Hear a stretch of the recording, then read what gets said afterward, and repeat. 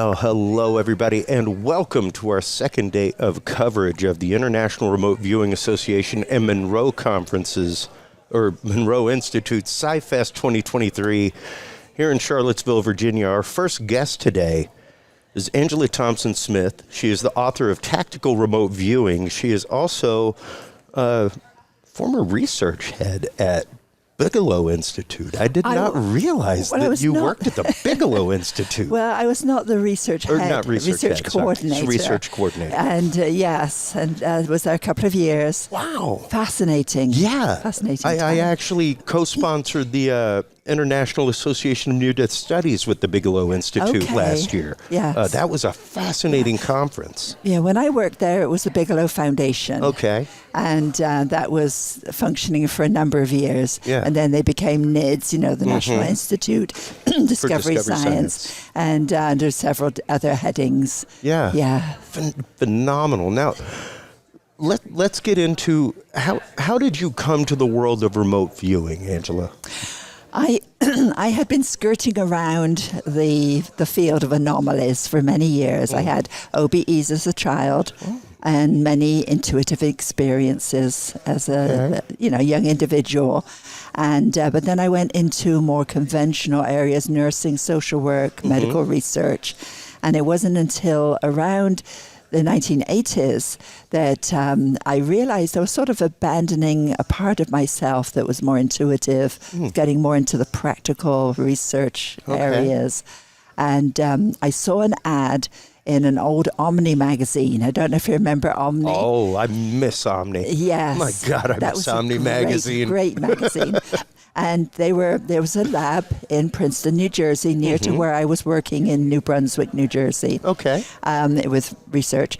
And they were looking for subjects for Ganzfeld research. Wow. Yeah, they had a Ganzfeld lab, which is a sensory deprivation setup so that people could more easily pick up telepathic information from, another shielded information location. Yeah. So I went, wow, okay, that sounds interesting. I called them and I went through their vetting process and then I went down to visit. And I did my first Ganzfeld, which was they put you in this meat locker type of setup in a comfortable chair, and you have all of your senses sort of dulled in a way because you have ping pong balls on your eyes, headphones on, a darkened room, and then you listen to some music over the headphones, calming, gentle music. And then after a while, the researcher who's outside says, okay, an individual now in another shielded room will be watching a video on the TV. Your job is to describe what they're watching, or what you're picking up. Yeah. Wow. And all of this was all sort of set out in the preparation and but nothing about what we would be seeing. Sure.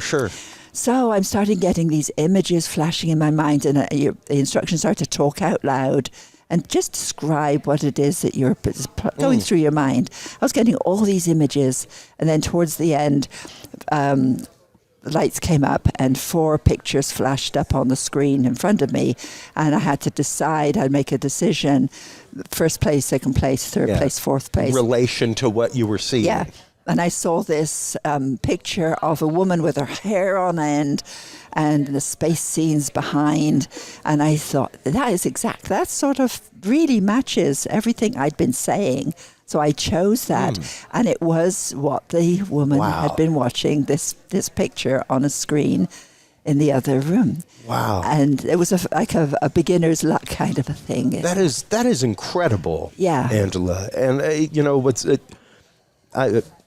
I make binaural beat music, and one of the things I speak about regularly when I'm on shows talking about my music is that before I found binaural beats, I had found the work of Ganzfeld. Yes. And found Charles that. And I was probably in my teens when I actively spray painted a pair of safety goggles baby blue and just used a pair of headphones like this with nothing in it to mute the world around me. And started seeing geometric patterns in front of my eyes and things like that. And that that was really the first thing that I ever found that was like, there is something else going on There in is, here. and the Gansfeld research is still being carried on, like the Rhine Institute and other places. I did not know that. Yeah. But after a while, I'd been going down to this lab on my days off and taking part in their, the studies. They did other stuff as well. And then their funding was starting to dry up. So they then they said, why don't you go over to the Princeton Engineering Anomalies Research Lab at Princeton University and offer to volunteer there. They're doing some interesting parapsychology research in the basement of Princeton University. Went, okay. Wow, okay. And that appealed to me because I was already working in a university setting. Sure. So I called up and I got a response saying, yes, come on over. Couldn't find the lab at all. Nobody knew where it was. It was down in the basement of the engineering school. Right next to the janitor's closet. Well,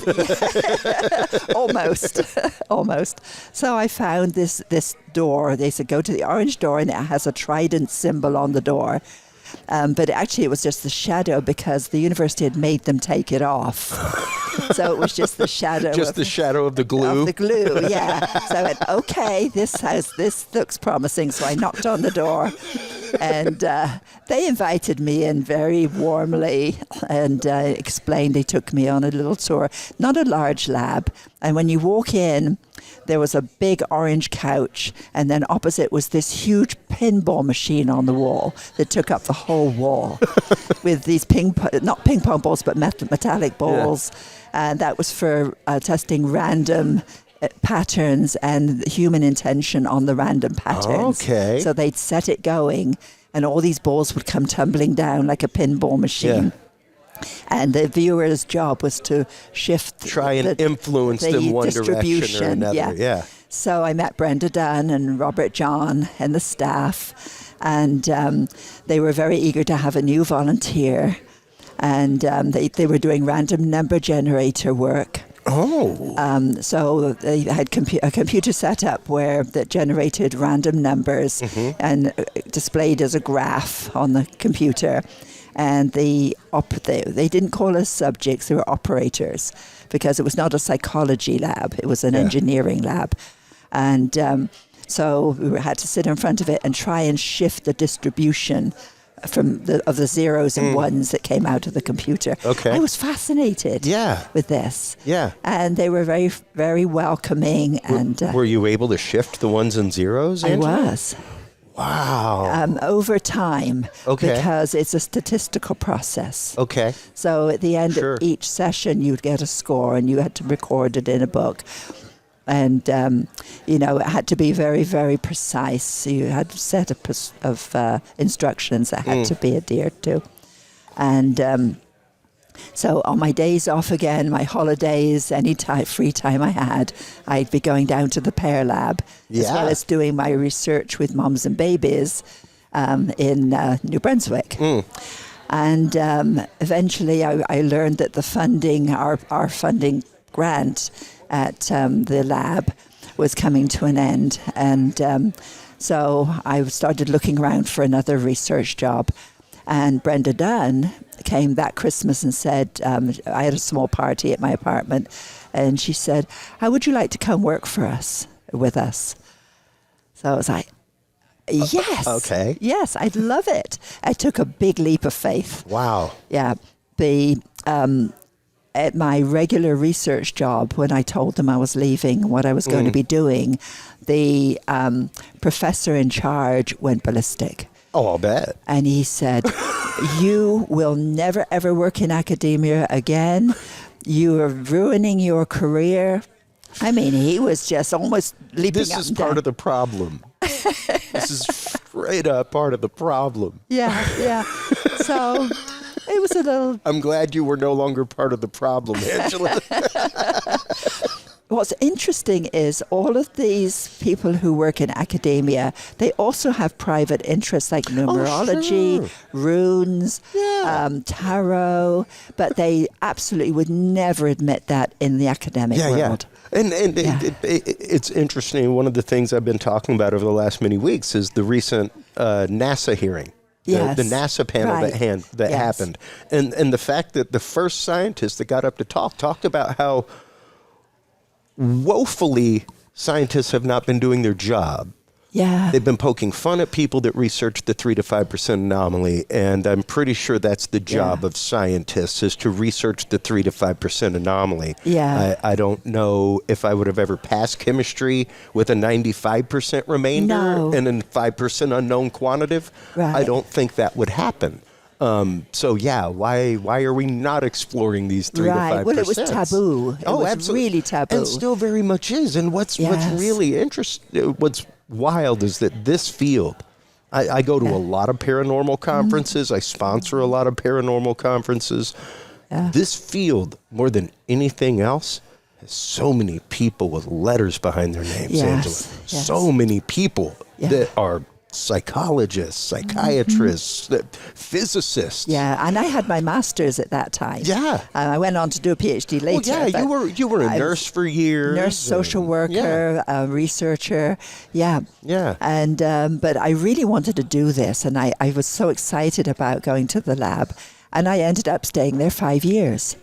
And I was basically, first of all, an assistant to Brenda, to the lab manager, and then all of the staff were also operators. We all took part in the research as well. Yeah. So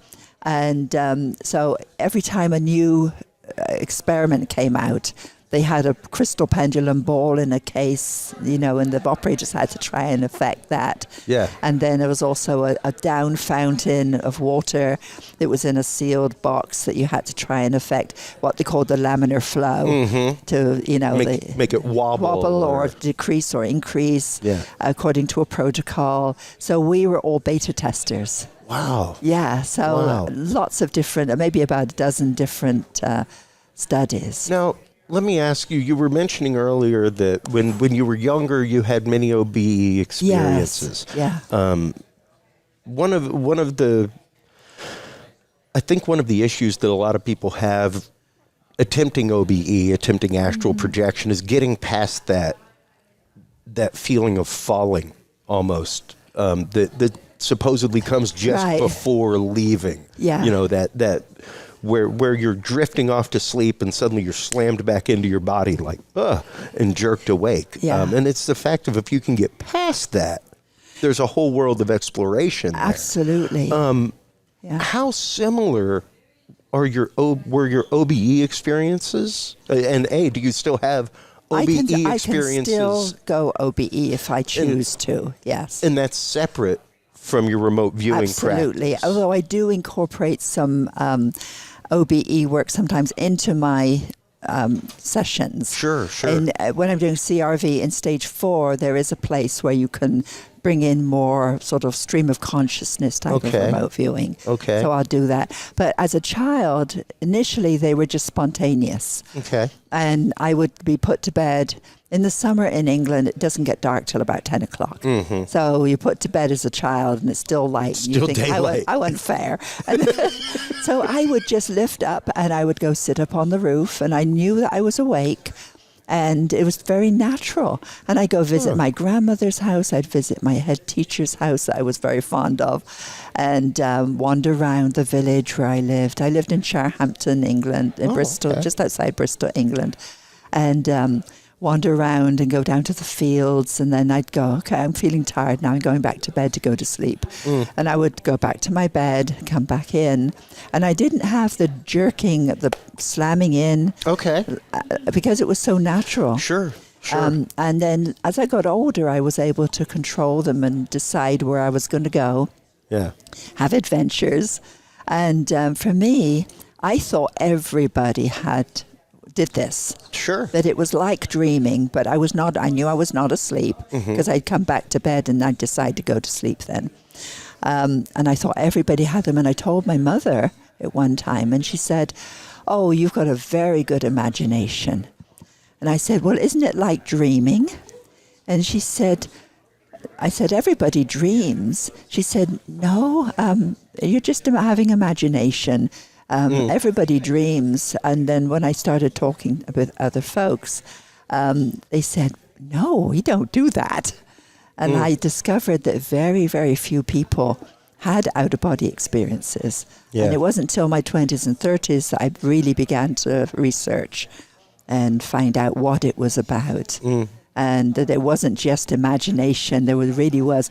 Because as a child, I said to my head teacher's house, and I saw this beautiful crystal cut glass. And when I was talking to her one day, I said, and I told her I dreamed it because that was what my mother was telling me. It was a dream. Sure. But I knew I was awake. I said, I dreamed I came to your house and I saw all these beautiful vases and cut glass and crystals. And she said, how could you know that? And I said, oh, it's just a dream. And she was open-minded enough that she didn't poo-poo it. But I knew at that point that what I was doing was something real. Different. Yes. Wow. Yeah. Wow. And that's remarkable. I for years did dream work. I would go to sleep with intention to find something. Okay.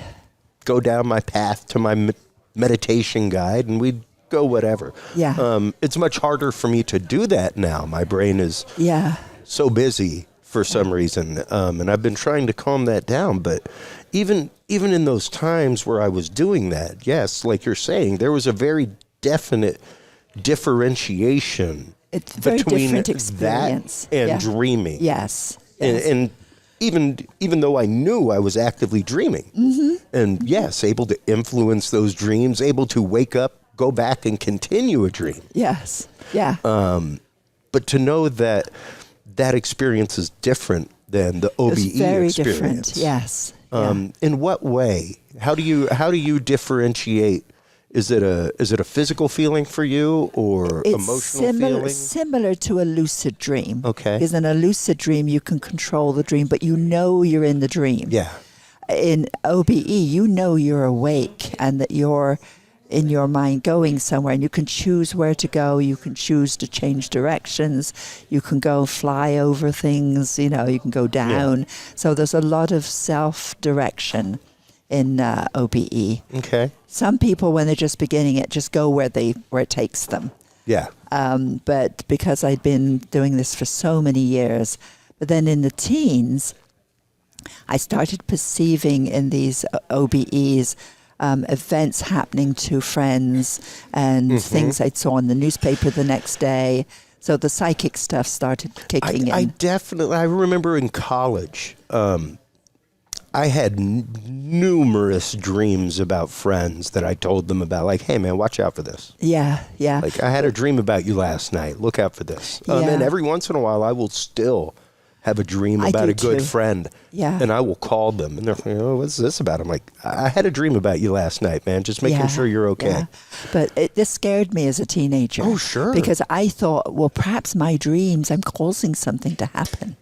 Yeah. Because as a teenager, I was still exploring all of these events. And, that is definitely a possibility because there is that concept of manifestation. Yeah, there is that concept of... but I totally suppressed my OBEs. And every time they started, it was like, no, I'm not doing it. Oh. And it wasn't until my late 20s, early 30s... that you got back to the practice. Got back to it. I was at Manchester University. I had finished my undergraduate degree in Cardiff in Wales, went to Manchester University, and I was doing a research project and doing my master's. And they had some after university, after hours classes. And one of them was the outer limits of the mind. Ooh. So I was like, okay. That's cool. Interesting. Yeah. So we were all sat around in a circle. And the topic was OBEs. I didn't know the term out-of-body experience. I just knew that I had those experiences. So they were going around and one person said, I was in this accident and I saw myself above floating and looking down, and then I slammed back into my body. And I thought, okay, that's interesting. And another person said, well, I had a fever and I was out of body and I was just wandering around and I could go where I wanted to go to. But then when I got better, it finished. I thought, these people have had just one or two. I've had hundreds. On purpose. On purpose, purposefully. Yeah, I'm going to go now over there. And I thought, how do I talk about my experiences without invalidating their one? Yeah. So, because as a nurse social worker, you become compassionate and, Well, yeah, because you don't want to invalidate somebody's truth with your truth. Right. So when it came to my turn, I said, well, I've had these experiences since childhood. And I didn't elaborate a great deal on numbers and things, but I told them a couple of them. And I said, I'm able to do this now by choice, that I can go and travel around. And it turned out there was a young man there in the class who'd also had multiple out-of-body. Oh, wow. Yeah. So we, of course, paired up and shared experiences and compared experiences. Yeah. And from there, there was a group of the people who'd attended. We formed a small group, a sort of a research group, informal. And when they went off on travels or to vacations, I'd say, okay, when you're there, can I sort of come and out of body and observe and write down what I perceive, where you are, what you're doing? And then you confirm it. And then when they came back, that they would tell me, and we would share information. And I began to realize there was something very real about this ability, that I could pick up information about a couple on vacation. I'd see the black and white dog that they saw every day. The scene where they were. I had no idea where they were going. They didn't tell me beforehand where they were going. So I was picking up information, valid information about where they were and what they were doing. So that sparked my interest. Wow. And I found a book by one of Robert Monroe's first books, before he actually started the Monroe Institute, how he'd spontaneously come out of body, and it piqued his interest. And how do I generate that? How do we make consistent? That repeatable? Yes, yeah. So that really piqued my interest, and it was like, oh, here's somebody else who can do this. And so I went from there, then, working in Manchester University, and I came over to the States in 1981. And I was married and divorced. It was a total mistake. But I stayed, and I got my citizenship, and ended up in, doing medical research, and did a few jobs before I got there. I worked in a lawyer's office as secretary for a while, and finally got back into the research field. And that's where I found then the labs at Princeton.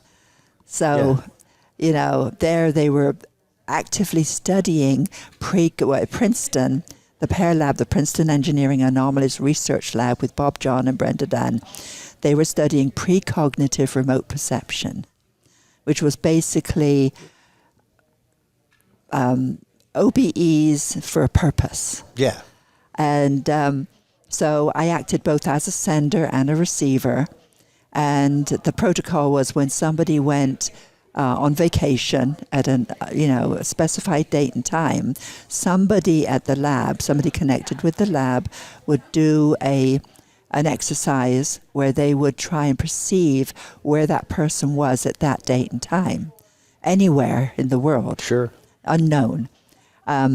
The idea being that not only would they try and pick up information about that person in the at that location and that time, but it was done precognitively. It could be done a day before, a week before, a month before. Yeah. The person actually went to the location.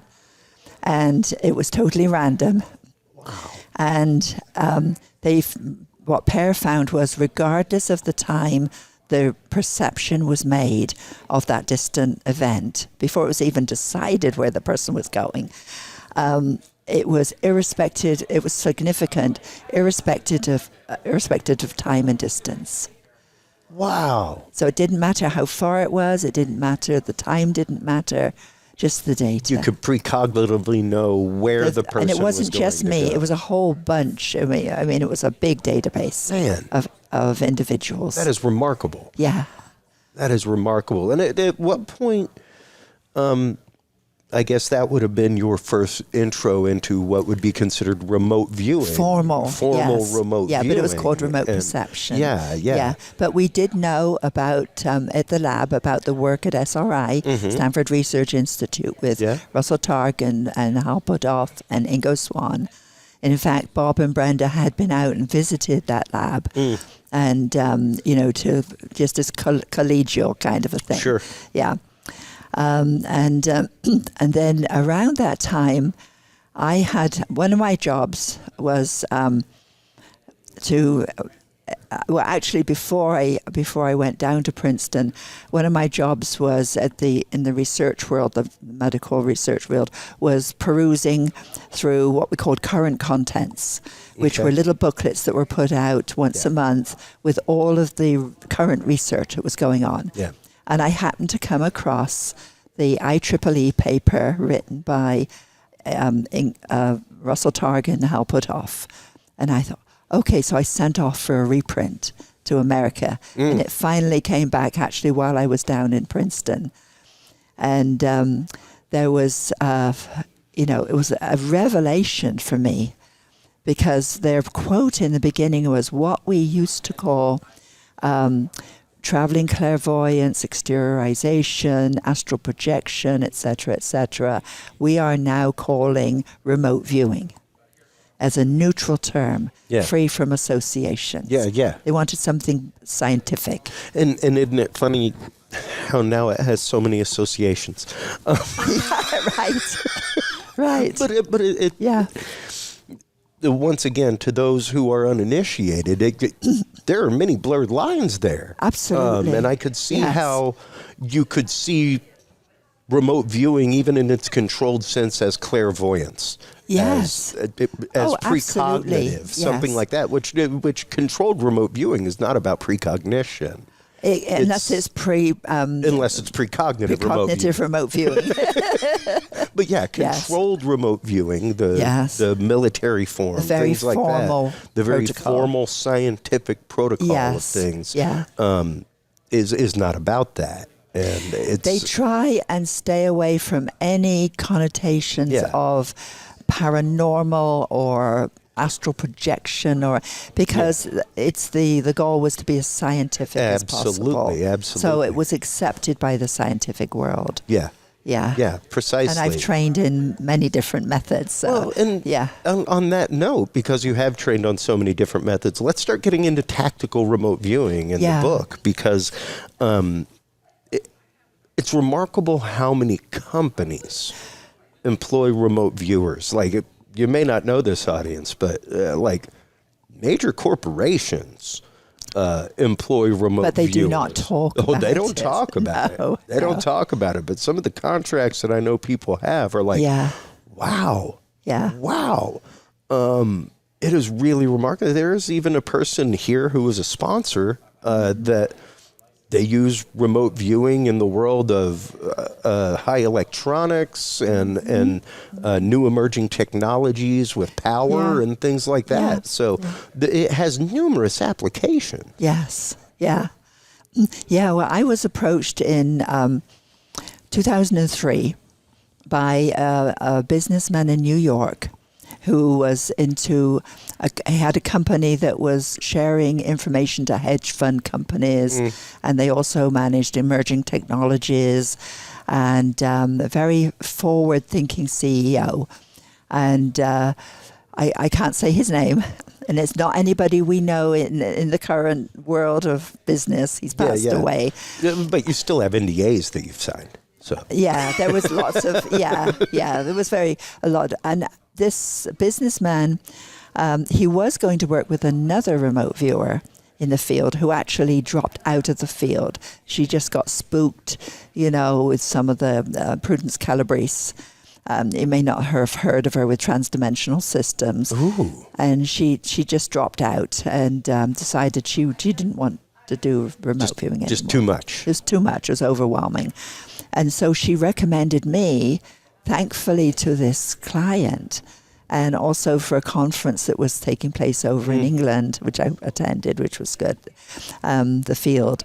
And so I had a call from this businessman, And we discussed, remote viewing, etc. And he said, I'd like to try a couple of sessions and just to see the quality of my work. Okay. So that's fair. If you hire somebody, you want to know them. Because I had a reputation anyway. You've got to quantify the reputation. Right. So I did a couple of projects for him, and he was pretty happy. And I said, I also have a team of other viewers that would be very happy to contribute. It's called the Nevada Remote Viewing Group. Okay. And they were very happy, they'd be happy to contribute as well. So for about 6 months to a year, we worked as a team.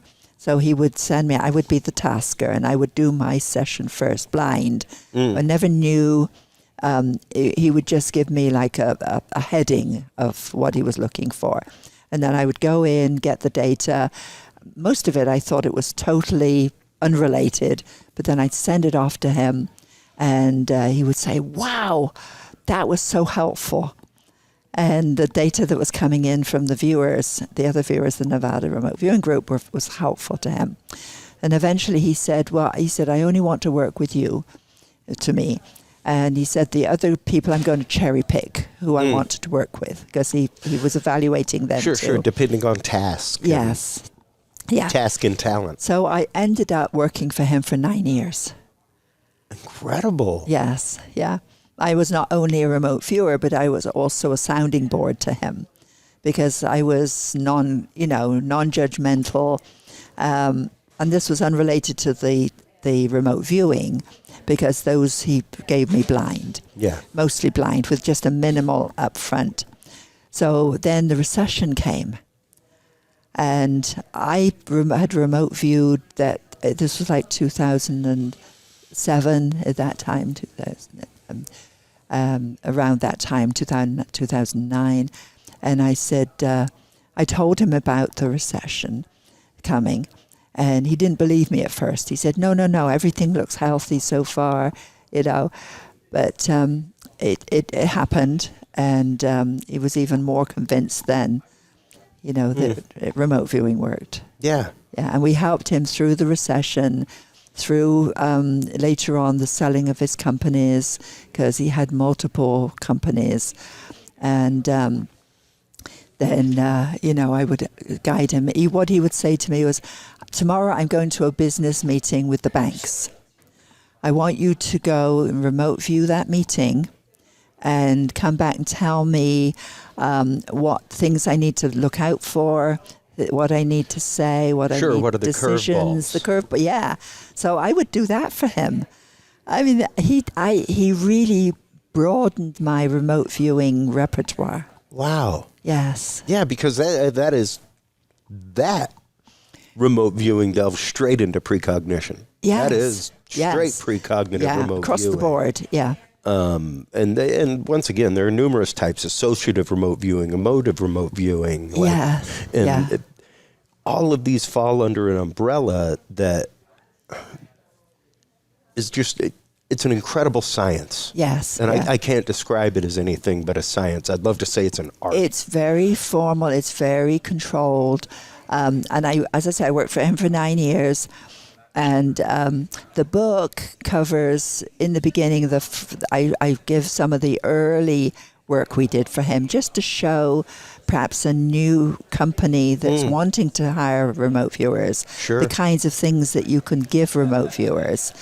And then the rest of the book was the client's personal interests. Well, I'm sure it is very much in the realm of where we are with AI right now. Exploratory. Where it's like, what would I use that for? You would be surprised. Yeah. You would be honestly surprised what you're like. I'm very good friends with the owner of Blueberry Podcasting, Todd Cochran, and he is one of the people that puts on the podcast, the People's Choice Podcast Awards. Yeah. And this is the first year that they, and as any voted award show would like to do, which votes are valid, which ones aren't, who's using a spoofed email, who isn't. Is somebody coming in and using 18 Gmail addresses and voting their show 18 times? They were, for the first time ever. That was when you're talking 2-3 million votes for a show, that is a mountain of information to pay somebody to go through. Yes. Yeah. They gave it to AI, 3 hours. Wow. 3 hours. Yeah. They knew exactly which shows were voting for themselves. Yes. They knew, Yeah. like, it dug in.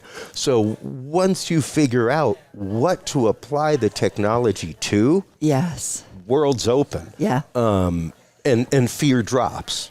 You Yes. know, because once Yeah. again, he could have hired a team of 20 people and spent $30,000. Right. He purchased a piece of software for a few hundred. Uh-huh. And it did the work of 10 Right. people for $30,000. Yes, yeah. A remote viewer can quite literally do the exact same thing as a team of Absolutely. researchers. Yes. A single remote viewer. But you have to find a researcher that is not only trained, but also practiced. Well, and you and skilled. yourself, and much like them, they have to task the AI properly. Yes.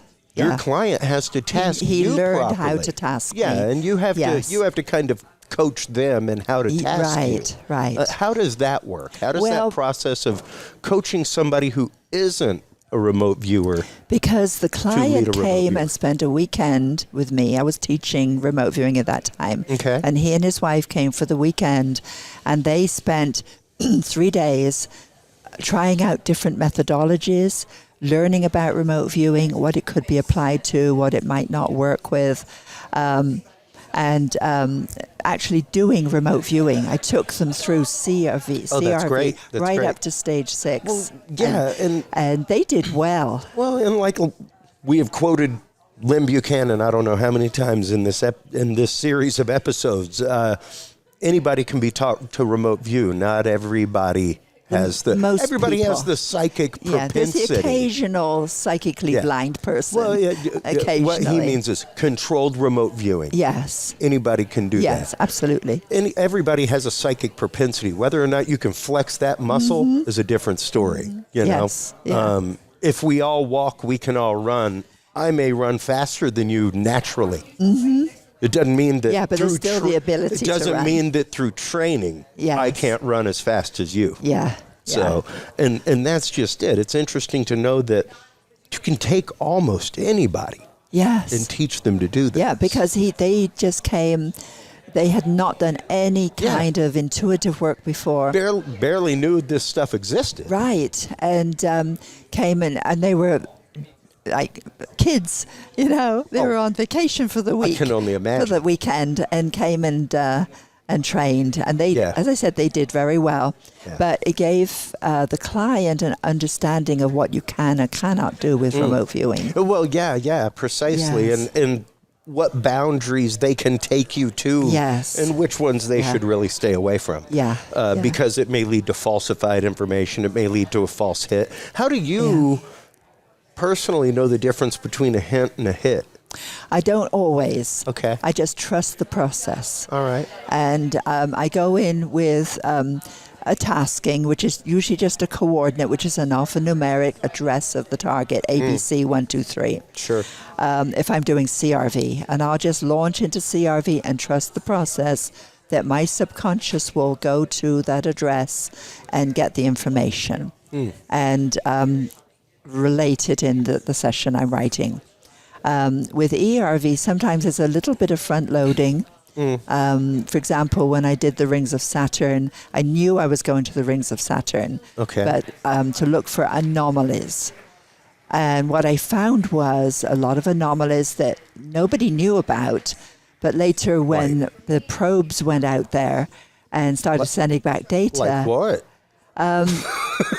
that there were these anomalous bodies within the rings.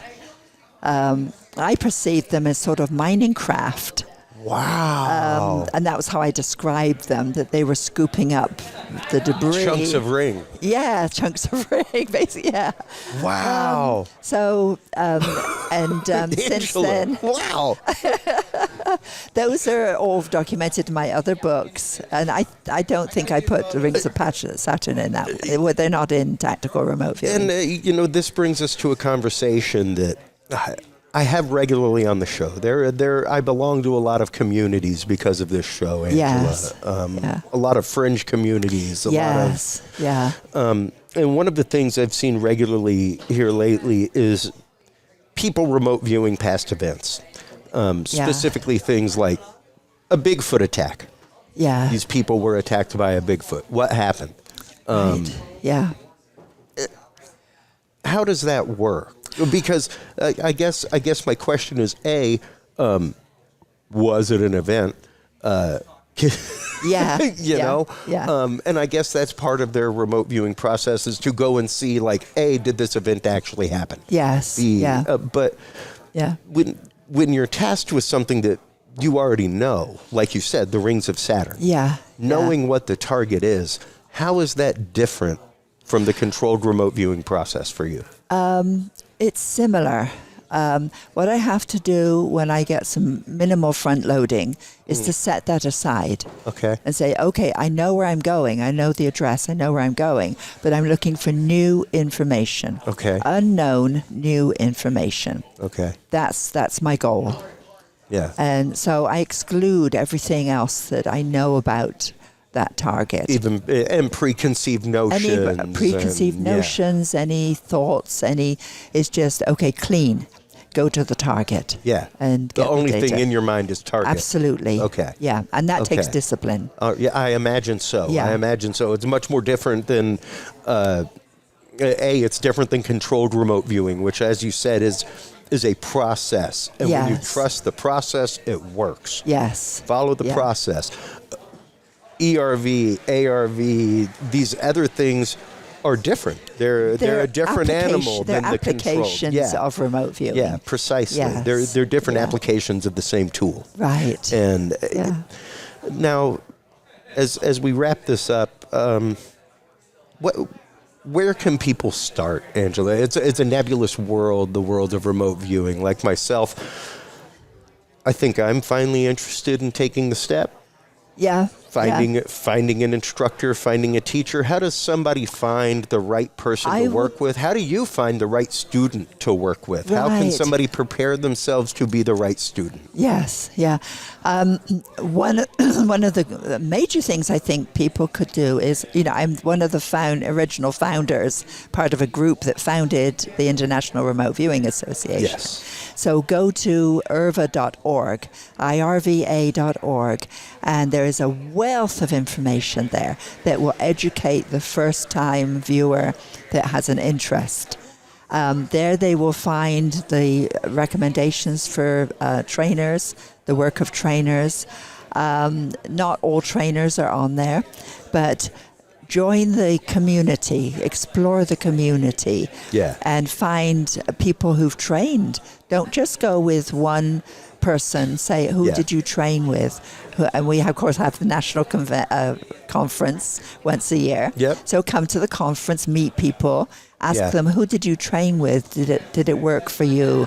And try and find a trainer who fits your personality.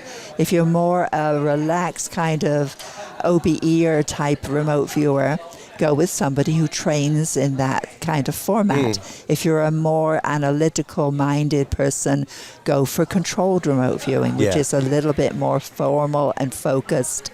And does one maybe lead to the other? You can one open the door to another? Of course, you can go train in I've trained in many different methods. Sure. And I apply the method according to the tasker. If someone tasks me, I'll go, okay, I'm going to use a more stream of consciousness remote viewing for this. Well, even the fact of if they slip something in their tasking, well, I guess I'll be an ARV today. Yeah.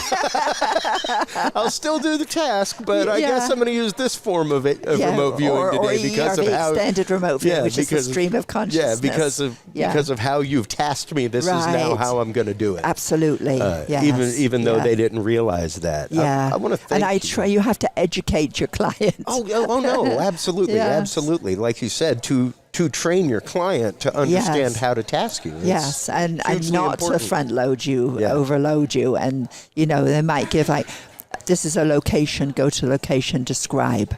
Yeah. Or this is an event, go to the event and describe, which is very non-leading, but it gives you something to latch on to. Yeah. So minimal front loading is allowed sometimes. Yeah. Angela, I want to thank you so much for taking the time during this very busy PSIfest 2023 to come and talk to us. I've got to have you on more regularly. This is an amazing conversation. Yeah. And I've found the world of remote viewing when I was in my late teens, early 20s. I am almost 50 now. Yeah. It's taken me that long, but I think I got the tape from the videotape from SRI years and years ago, whenever I first heard about things on Art Bell, and they'd run the ads for SRI, and I was like, well, I'm going to call that. I'm going to do that. Yeah. And I think I still have the videotape somewhere, which who knows how much that'd be worth now. I could probably eBay that for thousands. But to know that it's taken me this long to finally be like, yeah, I think I might want to delve into that. Maybe something to this. Don't let it take that long, folks. Seriously, get into it if you are interested. I myself last year became a lifetime supporter of IRVA. Thank you. I am a sponsor of the conference. That is how much I believe in this work. Thank you. I love what you guys do. It is absolutely amazing. The work of all you guys is just phenomenal, and it's great to see eyes turning to it. Good, yes. It's really great. Thank you to you for putting the information out there so other people can become educated about remote viewing. Absolutely. Yes. If it's the only way people find out is to have the conversation. I mean, that's why I have these conversations. Yes. That's the only way we grow as a humanity. Yes. Is to sit back and listen. So, let everybody know where they can go to get their copy of Tactical Remote Viewing. All of my books are on Amazon. Okay. Some of them are out of print. They will gradually be rewritten, but the majority are there with Tactical Remote Viewing, Remote Perceptions, Seer. And other books that I've written are all there on Amazon under Angela Thompson Smith, editor, author. I have several titles. So author, Angela Thompson Smith, author, or they can contact me at mindwiseconsulting@gmail.com. Fantastic. I was just about to say, if somebody was interested in procuring your services for remote viewing, or if they are interested in taking courses, where would they go? Be very happy to. And I have a website, mindwiseconsulting.com. Fantastic. That they can go and look at that Fantastic. too. I will definitely throw some backlinks on my website to your website. Thank you. I am all about that, so that people have resources and a place to be able to find things. Yeah. Thank you so much for your time today, Angela. Thank you. While you are online getting your copy of Tactical Remote Viewing by Angela Thompson Smith, make sure to stop on by CuriousRealm.com. That is where you can find all the episodes. That's where you can follow, like, subscribe. That's where you can find our store and actively buy Angela Thompson Smith as well. Stay tuned, folks. After these messages, we will have continuing coverage of the second day of PSIfest 2023 from the International Remote Viewing Association and Monroe Institute here in Charlottesville, Virginia. We'll be right back after this.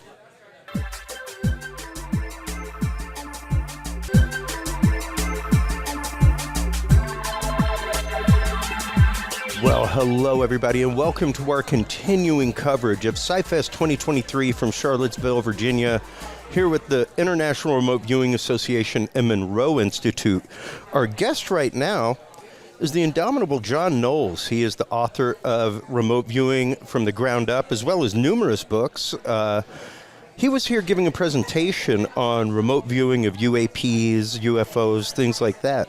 Before we get into that very, very hot topic right now, Jon, how did you come to the remote viewing world to begin with?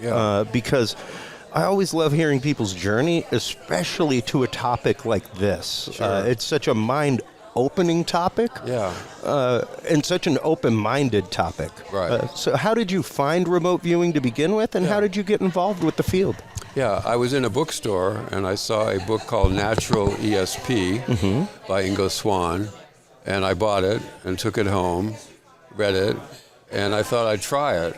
A remote view. He didn't call it remote viewing in the book, but it was basically remote viewing. Sure. So I tried it with my daughter and son, and it worked right away. But then I set it aside, the topic, for 10 years because we had young kids and the family, job, and everything. And then in 1999, I went to the New Science and Ancient Wisdom Conference in Berkeley, and there was a speaker there named Prudence Calabrese, and I heard her present on remote viewing. She was offering a course. I decided to take it, a 3-day course, and then I took a second course from her and joined their Banana Slam program, it was called. Okay. Yeah. And went through that very intensive 6-month course with remote viewing every day, repeatedly. Wow. Including for some actual client work. And then eventually I became the training coordinator for transdimensional systems, which had a successful business early on. This is like 1998 to 2003, approximately. Okay. And then they shut down in 2003, so I went on to other things in remote viewing. Though. All right. Yeah. All right. And were you ever... Did you ever consider yourself within the psychic realm in your life? Were you ever an intuitive or medium? No, but I did have 2 paranormal experiences. Oh, okay. I would say. What were those? Okay, so the second one, which is easier to say, is that I was with a friend in their apartment, 2 friends, and they'd been trying to fix me up. I was a single man. And one of the fellow came home from work and said, "Oh, I saw Aggie today." And when he said the word Aggie, the walls started to vibrate, the ceiling started to do all of this, and I felt really small, and like something big was happening. Ooh. So I said, "Well, is Aggie a man or a woman?" And he said it was a woman. I said, "Well, that's good." And so I've been married for 40 years to a woman named Aggie, the same one, of course. Wow. That he was referring to. So that was one paranormal experience. Literally saw the earth shake. From a word. From a word. Yeah, not even an image or anything, Wow. just a word. So, Wow. Yeah. Remarkable. Yeah. The other experience was I was a youth, and I may be misremembering this, I'm not sure. I was just 5 years old, but I somehow remember it. And I was at a picnic with my parents, and there was a culvert with water in it, and I got in and started exploring, and it got deeper and deeper. And I realized I was sort of bouncing up and down, and this is not good, maybe I'm going to drown. And what I remember is a woman in white appeared under the water and directed me back to where I came from, and then my father reached down and pulled me out of the water. So again, Wow. Who knows if that ever really happened, but it sort of made an impression on me. Was that something that you carried your whole life, or was that something that you remembered later? No, I remembered it all, I don't remember much from my childhood, but I certainly remember that. Wow. Yeah. And I'm from a very materialist background. My parents were social liberals, to put it mildly. And so I was raised up in that materialist tradition of politics and spent a lot of years as a leftist political person. But in the last 25 years or so, I've been all about remote viewing.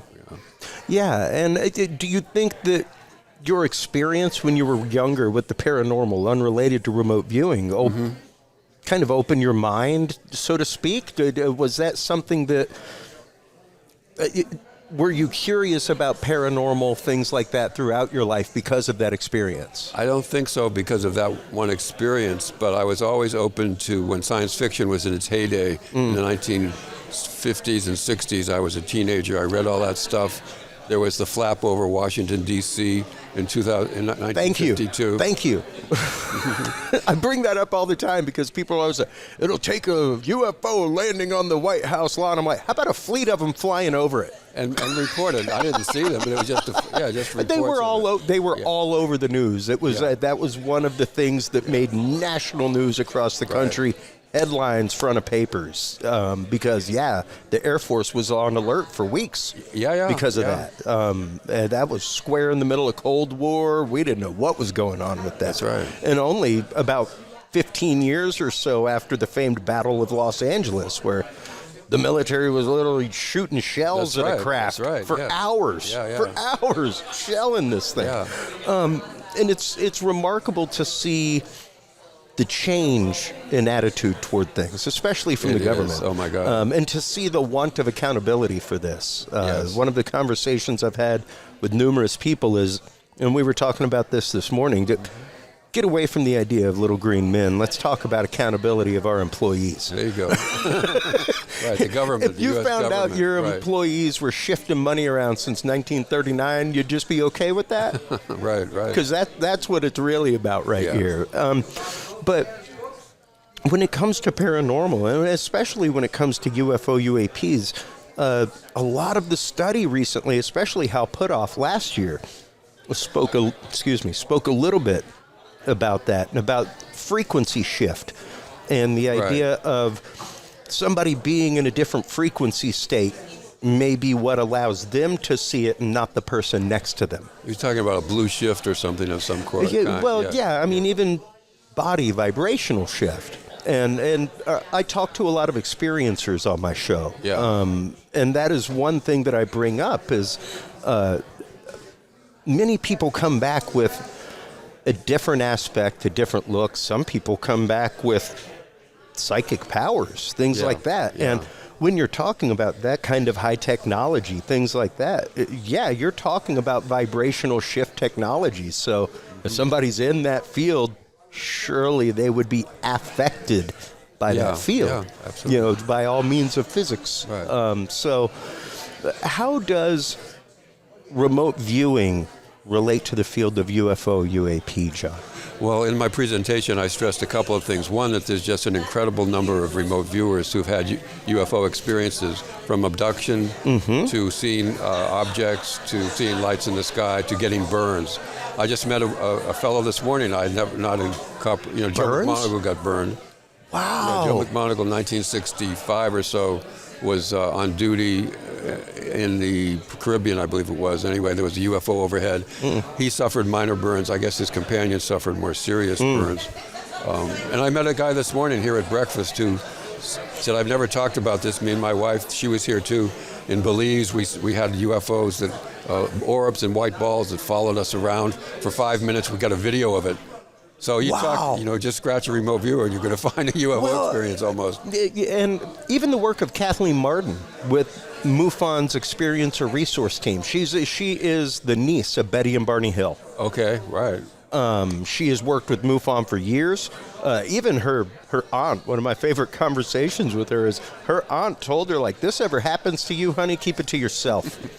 Right. This ruined our life. Yeah, and really. that's just it. Just about anybody coming forward with a report of that, I have a lot of books. I talk to a lot of people. It's rarely a good experience when it starts, you know?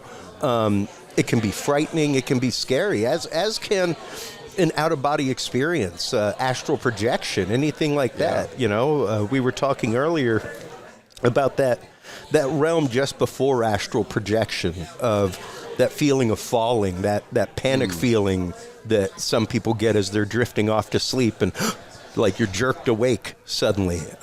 But if you can get past that feeling, that's where the astral projection starts. That's where different things can start happening. Is it that way with remote viewing, do you find? Are there barriers that get in the way? Well, there are lots of barriers, I think, psychological barriers, traumas, and so forth, as well as just mainly your belief system. I mean, so many people, particularly from when I was a leftist, who just don't understand this stuff at all. And they just have a barrier, just like so many scientists have a barrier about it. Yeah. And I never had any barriers. I don't know why. Always, as soon as I learned about remote viewing, as well as UFOs, they made perfect sense to me. They're real. Let's explore it, So I probably have my own barriers, but I'm not sure what they are yet, as it were. But absolutely. So there's people in the field who try to remove barriers, psychological barriers. There's, of course, past life regressions, all kinds of stuff that people do of mixed quality and value, I think, Sure. So, and there's other barriers, like some people for a while were saying you really have to learn CRV, that's the only way to go. But now, fortunately, everybody's recognizing that any of the different methods, transdimensional systems, scientific remote viewing, TRV, anything like that works. But there's still a question of the definition of remote viewing, and I'm going to address that tomorrow in my second presentation. Well, I don't want to ruin it for anybody that's here. Well, anybody that's here will be seeing this Tuesday. But let's get into that definition for a minute, because so many times, semantics can get in the way of understanding, but it can also get in the way of figuring out which form of remote viewing is for you. Yeah. So Yeah. I mean, as far as the definition, those of us who've been around like to focus on the protocols. First of all, it has to be intentional. Whatever you're doing has to be intentional. It can't be a spontaneous OBE or astral projection or something like that. It can't be some guy on the left side of my head who's telling me stuff, which a new person just said the other day. Is that am I remote viewing? No, it's got to be intentional. Yeah. And traditionally in remote viewing, it also has to have a remote viewer, of course, who's tasker, and we have to have feedback. And then how blind, that is, how ignorant of the target is the viewer and any monitor to be. That's where it gets a little tricky. There's some people used to say, you have to have a viewer. It's intentional, of course. You have to have the viewer blind. Anybody in the room has to be blind, and you have to have feedback. Otherwise, it's not remote viewing. I think that's dead wrong. That's a narrow definition that some people held. The actual practice of remote viewing is what should determine how we define it. And all definitions, by the way, of course, just extract a few words from vast experiences. Absolutely. Right? So that's why I suggest that we tell folks new to the field who think that astral projection or scrying or anything or runes is remote viewing. No, it's the protocols, and only the intention and is the one that's required. The other three you may not get because it varies with the lab and in operations and so forth and in training. So sure. That's what I'm going to address tomorrow. Well, and I think especially here with, we were just talking about this with Michael Green, the bookstore guy, that we have so many under 30s here at this conference. It's so amazing to see so many young people. It's great. And that has been something I brought up at so many conferences. MUFON. Are they getting younger people too? They're starting to. Oh, good. They're starting to. Finally. But like the example I give is, I'm a 4th degree Knight of Columbus. When I walk into a Knights of Columbus hall, I am treated like royalty. Yeah, right. It's like, look at this young blood. Like, young blood, I'm almost 50, Jet. Right. But I'm young blood to them. Right. And introducing this to new generations, that is what's going to carry the research on, because this is one of the few fields in the world of parapsychology, paranormal, that is quantifiably proven. Yes, absolutely. Through statistic, through lab work, there's 4 3-finger thick books over there of government documents that show this works. We don't even try to convince the skeptics, right? You can't not convince them. Do your reading, do your homework, and then let's talk. Yeah, exactly. And and the one thing that I keep hammering home is, don't forget, quantum entanglement is it's the new agnostic stuff. On that. The idea that two particles can influence each other despite distance, that's quite literally the root of how put-offs work, just about, that begat remote viewing. The idea that we can influence something even though we're not there. Yeah, maybe, but there's a lot of debate about whether quantum mechanics really applies. Sure. And Hameroff and Penrose, have their views about tubercles, microtubercles and all that. Yeah. But others, physicists say, no, there's too much decoherence, it's in the human body, it's not going to happen. So I'm just agnostic until I, see facts and stuff It's suggestive, certainly. Absolutely. Absolutely. And of course, correlation is not causation. Yeah, exactly. But there's some pretty good correlation there. It's pretty interesting to see. And now, to come back to the idea of UFOs, UAPs, how do you, because of course, like you're saying, there's feedback involved. Yeah. How do you handle the feedback part of a remote viewing session when it comes to something like UFO, UAP? Well, when I was in transdimensional systems, for example, my teacher, Prue, said, why don't you remote view this particular UFO target? I said, well, is there any feedback? She said, no. I said, I don't want to do it. She said, what? So what I did do, though, in Oakland, California, in the 1890s, there were these flyovers, UFO flyovers, and the library had records of that stuff. So I'm going to look at the records. I'm going to assign some remote viewing tasks and see if we get some correlation there, because we have newspaper reports. We got, Sure. In other words, there was some feedback. Feedback. There was concrete evidence as there. Opposed to just talking to someone who says, "Oh, I saw lights in the sky." So that's when the few remote viewing UFO taskings I've done have been of that nature, where there's some kind of feedback. And if you don't do that, then it's all speculative, you know. Yeah, So, precisely. And, I've discussed it a few times on the show. As with you, I have some problems with some of that kind of remote viewing where somebody is given a scenario to go view, and it's like, how blind was that? Yeah. How blind was that? Because you're talking a lot of detail, you know, to go view something. Like you're talking the circumstances of an incident, and I'm going to go view it now. Yeah. But you know, even Ingo Swann admits that he used front loading quite a bit when he was working with Harold Sherman, the psychic there. And others have said in operations, there can be a lot of front loading. For example, in Russia, they had a remote viewer who used to sit in a tank, and other remote viewers were on the battlefield. So clearly they're front loaded with all kinds of stuff that's going on there. It's not like just saying the target's an object, describe the object, or the target's a location, describe the location. We're in a battlefield. We want to know, you know, I guess what the enemy's doing. What the troop movements are, stuff like that. Yeah, where's the command base. Yeah. So there's different degrees of front loading, you know. Sure. And explain front loading to the audience who may not understand what that concept is when it comes to remote So front viewing. loading is when information is imparted to the remote viewer about the target. Ordinarily, the viewer might just get a TRN, a target reference number like 5732-8199, and that's all the remote viewer gets. So or a set of coordinates, for example. Set of coordinates, that's the same. Or geographical coordinates is how they did it in the early days of Stanford Research Institute. But if you also, so that's how the targeting is done, and I'm forgetting what else you wanted me to address there. So well, the front loading of information. Oh, front loading, yeah. So that's what I said. That's if you get information other than saying, well, if you say the target, there's a target. The target's a location. Describe the location. That's front loading of a course. Of course, if you say the target is the Golden Gate Bridge, that's total front loading and ridiculous. You know? Yeah. And some people even object to saying the target's the location. Front loading that way. So when we worked in transdimensional systems, we were just given the target reference number. We were given no information but in operations it can save time to tell them, hey, there's a troop movement here, we need to know about the troop movement, you know, in actual operations. So Sure. Yeah, so there's a variety of front loading, and in operations it's very useful. In the lab, you know, you probably don't want to have front loading, you want to have the viewer blind and also the experimenter blind. So Absolutely, because at that point you're setting up for the full-on classification of that data at the end of it, right? Which is fantastic. And once again, there are reams and reams of data on this that statistically shows beyond chance. And I that just this spent is a weekend at the Stanford, the Edwin C. May Archives in Houston. Oh, yeah. Which are only there a few years ago, and there's 54 boxes of stuff, and we went through a lot of that.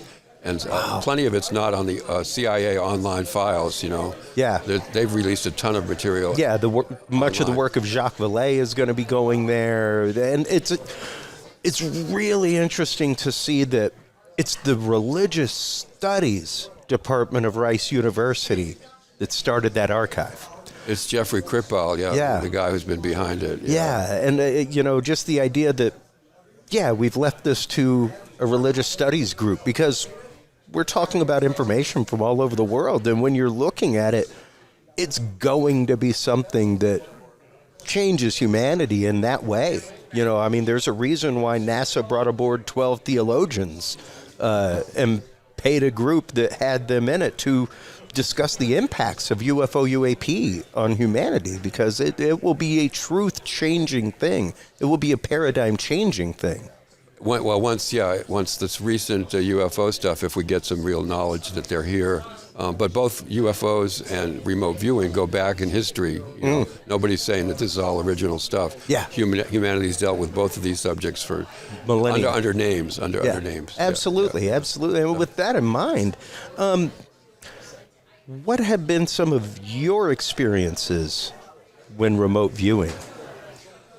Some of my experiences. Well, I've had a lot of different ones. I've done hundreds of operational sessions and thousands of other ones. So, what's been your most interesting session you've done? Most interesting session? The one that resonates with you the most, that you carry the most? I don't think I have one.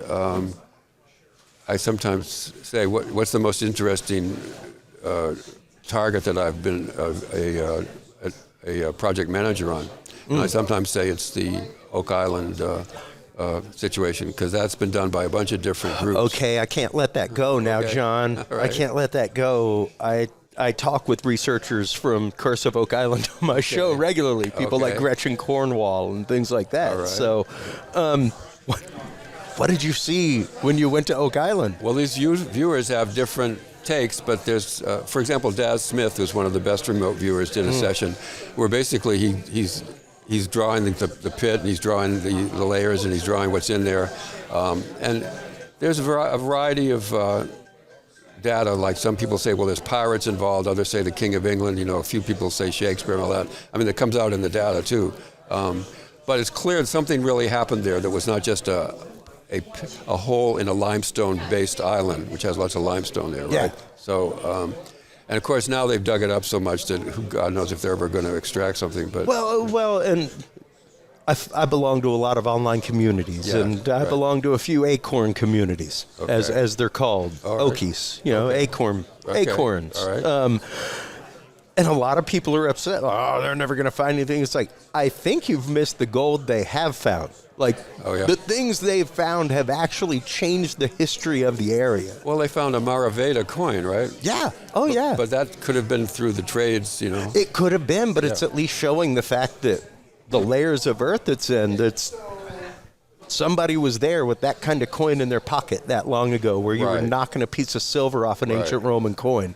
There's been lead that traces back to France from the 15th century, like time of the Templars, and all kinds of things. Yeah. So it's been interesting to see the changes of that, and it's remarkable that you were one of the individuals that actively remote viewed Oak Island. That's Yeah. pretty cool. Well, yeah, I try to find projects that like that are topical and that people are really interested in. Yeah. Some people have been remote viewing a little bit this Skinwalker Ranch, but I haven't heard the results of that. I would be interested in that. One of the things that we have a large community of folks who listen to this show that are targeted individuals, as they are called, people who have reported Havana syndrome type God. symptoms for decades. Claiming to be gang stalked by people, claiming that things on their computers are changed, all kinds of things, to the point that it affects and ruins lives, John. And that's been one of the things I've been considering is, let's start tasking some remote viewers with a couple cases to see maybe if we can find out some of this technology that's being used. Maybe we can find out a location that targeting is coming from. Things like that. To try and find any kind of... I mean, one of the things I try to do with this show is, diffuse misinformation and misunderstanding Sure, about topics like this, Yeah. and separating the difference between psychic and remote viewing, between clairvoyance and remote Right, viewing, right. scrying, Yeah. like you're saying, and Yeah. remote viewing, because they're very similar. There's some similar aspects. Yeah. Getting yourself into the meditative state, things like that. Even when you talk about Nostradamus's practices and how he did it, a candle in front of a water bowl that he's tapping with a stick to create ripples. Like, really? Okay. That's going to give you the same visual effect didn't in your know that. brain as a Yeah. binaural beat. Like, it's going to transfix you and change your brainwave pattern watching that. So interesting to see some of the similarities, but it's totally different. It's entirely different. Well, the protocol scry. makes it different. And Yeah. what the saying in the field is, I don't care if you stand on your head and whistle Dixie as your method. That's as long as you're following the protocols, you're doing remote viewing. Yeah, So. yeah, whatever it takes you to get there, Yeah. whatever, as long as you're following the protocols along the way. And once again, I think your talk tomorrow is going to be very important in that way, especially for a lot of the folks that this is their first conference, this is their introduction I hope to so. remote viewing, Yeah, I hope so. Because that can be very obfuscated and it can be very confusing, and it can actively, unfortunately, discourage some people from wanting to take part in remote viewing or study the science. Yeah. Because it is a science. Well, no, I don't think it's a science. You yet. don't think so? No. Somebody has this so-called scientific remote viewing. I think the way to put it is that a lot of scientific experiments have been done at Stanford Research Institute. But because we don't know the foundations of this science, we don't know how it works, really. We don't know how we get the information. So that's why I refuse to call it a science. I could see that way. I can see your reasoning in that, because unless we know unless we know force equals mass times acceleration. Yeah, something like that. We don't know the causality behind what's happening. And we ain't got none of that yet. Yeah. And hopefully we'll be getting there through some of the new things Hal that are coming out. was once asked, do you understand how remote viewing works? What's your best guess? He said, my best guess is that I don't have a clue. So if he said that, the guy who ran the Stargate program, progenitor of things, and a physicist, so. Well, and that's one of the things I've been bringing up regularly. Is this is one of the fields where you see a lot of letters, and commas behind people's names in this field. As opposed to a lot of parapsychological fields, a lot of paranormal fields. You don't see as many doctors in a lot of those fields as you do in I this see what one. you're saying. Yeah, there's a lot of Somebody academia. was commenting on the people here, There is a lot of academia involved in this field, man. Like the guy who was leading the conga at the party last night has a PhD in physics from Michigan. Exactly. Who knew? Exactly. Precisely. And to see people of that academic ilk looking at this as not fringe, looking at this as not pseudo, Absolutely. This is a statistically provable thing, and it is fascinating. We're also getting a flood of people finally coming into the field after 20 years. For example, discourse on Reddit. So Reddit has now 60,000 people who join. Not that they're all going to become remote viewers, because most people who get into the field, even if they train, they just drop out because it does take time. And then the discourse within Reddit has 2,000 members, and there's 2 Facebook groups with 10,000 and 5,000 members. But so finally we're getting traction, I guess you could say. Yeah. And as we kind of wrap things, because I know I'm just keeping you here for 30 minutes. You've been very busy talking with folks, things like that. I appreciate it. What can people do? Because the one thing I've heard from people that I know that have studied remote viewing that left was they got very discouraged. Yeah. They got very discouraged with their results, and maybe they did not have a good coach. They may not have had a good tasker in that right. Somebody who can really give them good feedback. That kind of stuff. I know that is hugely important. What should somebody who is looking to study remote viewing be looking for? Because there are tons of online courses. There's tons of video series and everything else. How can somebody avoid the snake oil out there, Jon? Well, I'd say a few things. First, if you're really seriously interested in the field, check yourself. Do you really have an intention that you're going to be able to devote months to this, not just a few days? Yeah. Recognize that perhaps 1% of the population can get really good at this, just like piano. Everybody can play the piano a little bit, but very few people can be Liszt or somebody, Chopin. Recognize that that's a factor. Motivation and intention is just central to it. There's something called remoteviewing.link, a website, remoteviewing.link, which has all kinds of websites to go to get background information, the lists of trainers, targets, all books and everything. I recommend going to that. Try out some of the different trainers in terms of looking at what they do and their reputations before you sign up with one. You can actually train yourself in natural remote viewing, but if you try control remote viewing or any of the offshoots of that, then it's better to have a trainer. And fortunately now remote viewing is spreading into like Germany and South America and other countries.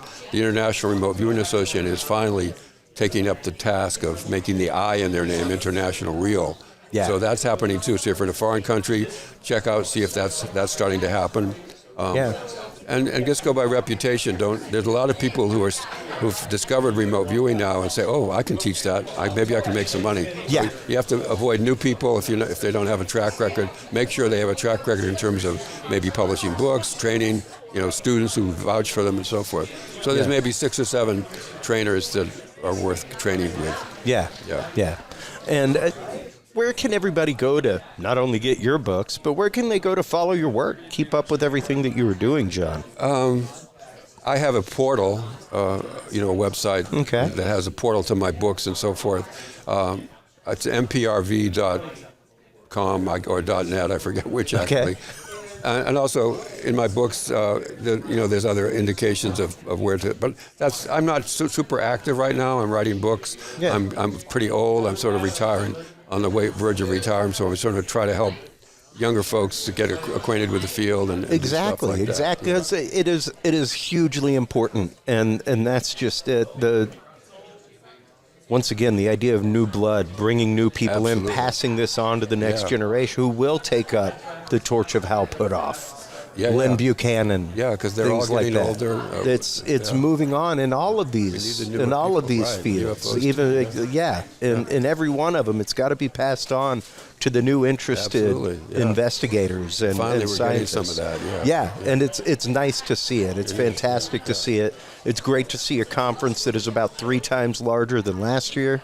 Oh, was it? Oh, I mean, yeah. It was well attended last year, but the facility here is much more amenable and it fits a lot more people. Yeah. And it's a full room in there. It is, and for sure. it is wide ranging in age. It's fantastic. It is. So, John, thank you so much for your time.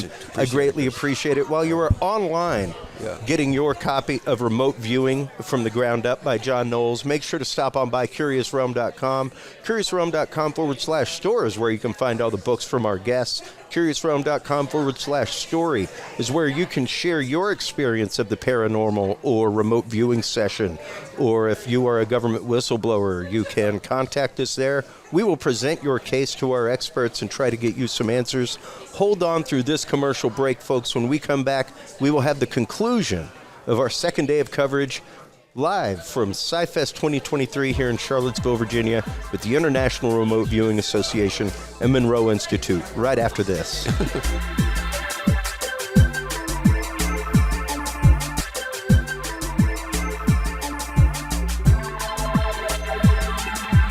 Well, hello, everybody, and welcome back to our continuing coverage of PSIfest 2023 from Charlottesville, Virginia. We have with us right now Michael Green. He actually runs the bookstore here, and you've been running the bookstore for this event for years and years. Since 2002, Chris. Wow, and you travel all around doing bookstores for various different events, but the one reason I wanted to have you on is, we always have great side conversations while things are in session, stuff like that, but you've been working with this community of people for years. You've seen this event grow. You've seen the community grow. You've done some remote viewing yourself. I know you've taken part in a few of the activities here. Tell us how you got involved with this association, Michael. I actually was connected to this through a publishing firm that's local. Years ago when I first came to Charlottesville, I was taking my son to Sunday school. One of the principals of Hampton Roads Publishing's child was in the same, I don't think they were the same class, a year or two difference, but, attending these Sunday morning events before the Sunday school began. Sure. And Bob Freeman and I'd go out and have a cup of coffee. We'd chat. I discovered what he did for a living. I said, what a coincidence. I'm in the book business. I kind of fell into that in 1996. I brought some books to the Arizona State Bar Convention. I was a former attorney out of Tucson. And I had accumulated a number of collectible law materials. When I went to law school, there were a couple of classes I wanted to take that were in the catalog that just never happened. Law and literature, law and art, history of law were things, like I say, they were in the catalog. I thought, as electives, these are things I'm looking forward to taking. And just for one reason or other, they just never happened. One instructor left, another one on sabbatical, Yeah, so didn't get approved for curricula next year, what have you. So it's kind of like if I wanted to take a fourth year, I could pick most of the stuff up. So I started reading in those areas, just my own on the side, and accumulated a number of books I liked, and sometimes extra. I actually wound up with my own law office, a building I bought, kind of a fluke. I fell into that, and I wanted to decorate, and I'm going, I'm not going to put up an abstract or some other thing. I want something related to law. So I started looking for art material that had of a legal nature. Okay. A great trial or something of that nature. It turned out I had a trial sketches, things like that. And I had a friend that was actually a printmaker in the Tucson area that was doing that stuff for Lex Law. And at the time, I didn't know it. Oh, wow. But we're having a conversation. Next thing I know, I have some of that. So I accumulated some extra things. And by 1996, so 15 years into the practice, more or less, I decided I had so much of this stuff. I'm going to take it to the state bar and sell it. Yeah. Set up a booth. Right? I have enough CLE for the year, exactly. What's going to happen? And Morris Dees, the Southern Poverty Law Center, was a speaker. And at the last minute, I'm thinking, maybe I could do a book sale. I call his office. No, we don't do that. His office has been blown up twice, the house once. His wife's left him. We don't know who you are. Yes. Okay? So, but the last minute, I saw what the hell, so I ordered like 48 copies of his book. And it shows up. He walks through to speak at the luncheon, takes a look, said, "Are you the guy that called us?" "Yes, sir." "You're an attorney?" "Yeah." I said, "Well, I'll sign your books." And, he was done speaking. The books kind of just disappear right off the shelf. So that was kind of my first entree into working an author event or a conference. Oh, yeah. And next year, I don't mean to beleaguer it, but Ralph Nader was showing up. I was asked by one of my friends. We were in a trial together, waiting for a verdict. We're in a bar on a Friday afternoon. He said, "Hey, Michael," and his name was Michael too. I said, "Yeah." He said, "Hey, Ralph Nader is coming in June. Why don't you do another book sale?" "Yeah, why not, Ralph Nader?" And so he gave me some information. I made a couple of phone calls. Next thing I know, "Yeah, Ralph will sign your books." So I worked with Ralph Nader, who, and this is kind of funny. I'll have to relay this one. So I do this event with, I introduced myself to Ralph. He's at a panel. I told him where I was set up, if he'd care to pre-sign some books before he speaks to the group at lunch. Sure. That'd be cool. He said, yeah, he's happy to do that. Comes out after lunch, sticks around, and he says, "How long you been doing this?" "I don't wear a watch. I gave it up when I got out of the Navy." I said, "Oh, I don't know, about 2.5, 3 hours. He starts laughing. He says, "Best goddamn book sale I've ever been to in my life." And he leaves. He said, "I will call you Monday." All right. So Monday rolls up. Ralph Nader's going to call me, right? Monday rolls around, and I never got a phone call. And then I get a fax at 5 o'clock. "Mr. Green, Mr. Nader's been trying to reach you all afternoon." So I go, "Michelle." "Yeah, Michael." I said, "Ralph Nader called here today." He says, "Oh, your friend Chet Ross has called here 3 times looking to talk to you." So it was Ralph Nader calling, and she thought it was my buddy. Pretending to be Ralph Nader. Right. Yeah. Pretending to be Ralph Nader. Yeah. So one thing follows another. So I'm talking to Bob Friedman, and I'm told I've been doing this events mostly with Nader and people that he knows, and so I'm working multiple events, and we're talking. He said, "Well, I'm a publisher, blah, blah, blah. And by the way, if you want some office space, we have extra office space. You can just take an office for free." Oh. So I kind of located my office, if you will. I didn't have much into their building, Hampton Roads Publishing. Well, Hampton Roads published a lot of Charles Tarrick's work, Putoff's work, a number of the remote viewers. So, I was kind of coincidentally exposed to these titles. And then in 2002, Bob or someone else from the firm approached me and said, "Hey, there's a remote viewing event in Austin, Texas. Why don't you go down and work that event? They don't have a bookseller." So I said, "Okay." So that was how I actually walked in the door at a remote viewing conference 2002. To my knowledge, I've worked every concept they had since then. Hey, this is a great group of people. I've got to meet, Lynn Buchanan, Skip Atwater, and McMonagle, and on and on and on and on. Hang out with Ingo Swann, all kinds of Ingo, things. yeah, absolutely.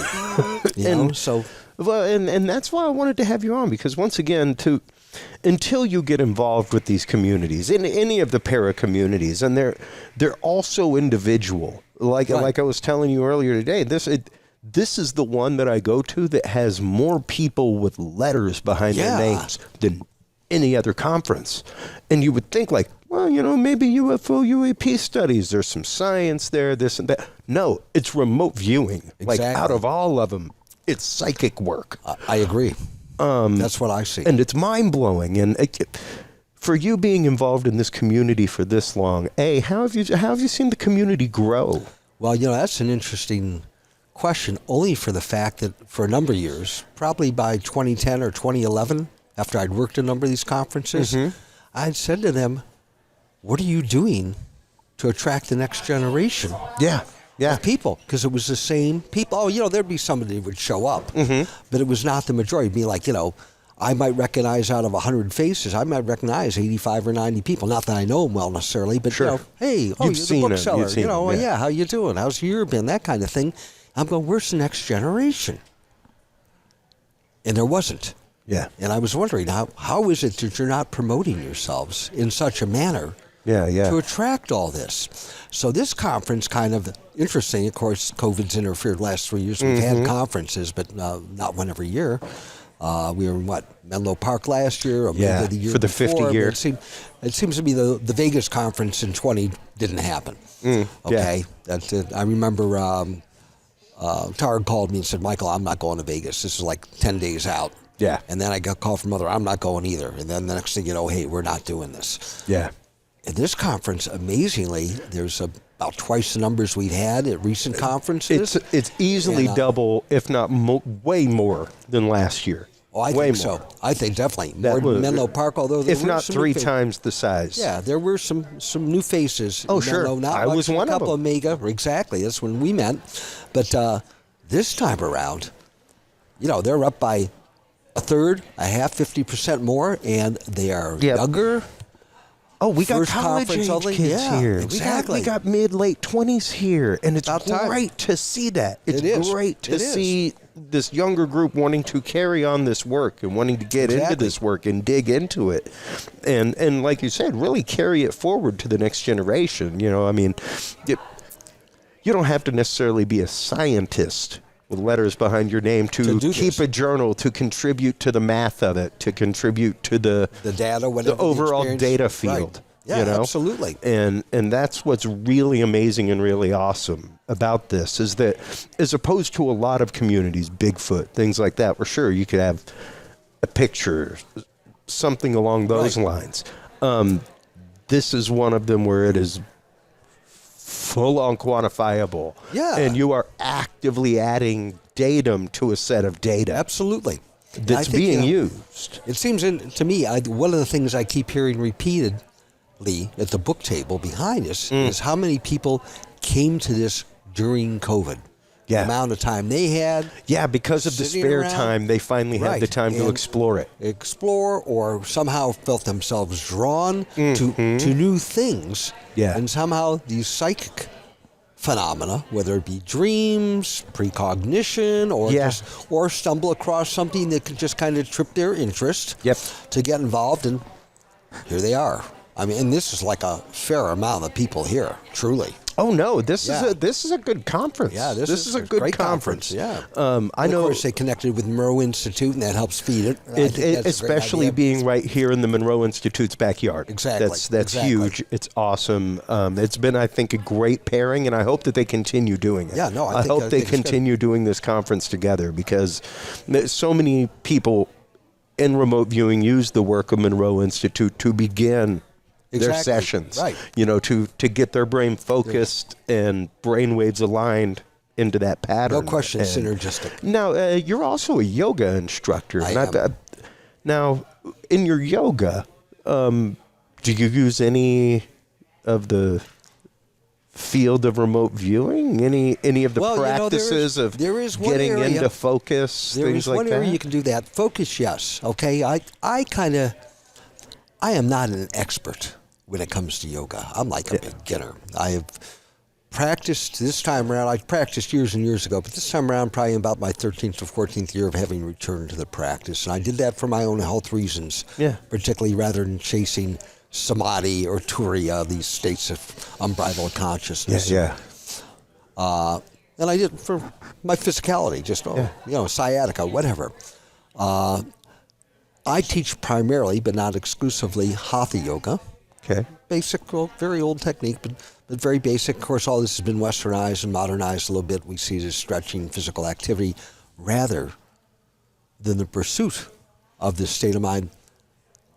If you read the Yoga Sutras, the second aphorism is basically Yoga Chittas Vritti Nirodha. And my loose paraphrase with that would be that the intent or the purpose of yoga is to quiet the chattering of the mind. What's the first essential? Yeah. It's remote view. Yeah. you have to quiet the mind. Frequently the same. Take a deep breath or take a couple of breaths to allow yourself to relax. Yeah. Clear the mind. My yoga practice, I don't know how many times during an hour and 50 minutes, hour and a half, I will bring people's attention back to their breath, putting a soft sound to it by constricting the throat, for instance, to get that what we call ujjayi or victory breath sound to it, is a focal point so your mind will not wander.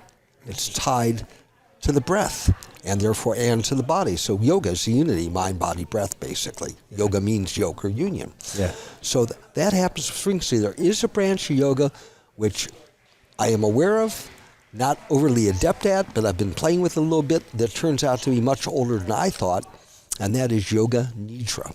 Shows up in the Vedas real early on. I just discovered this. I knew about it, but in terms of how it evolved, Okay. I didn't know how old this is. Conscious sleep.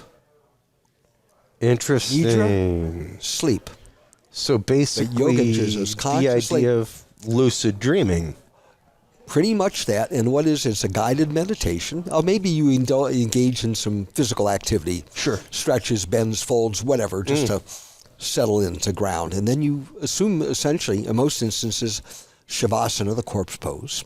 But instead of relaxing, clearing the mind, I refer to the Beatles frequently at the end of a class when I put people in Shavasana, like close your eyes, turn off your mind, float away.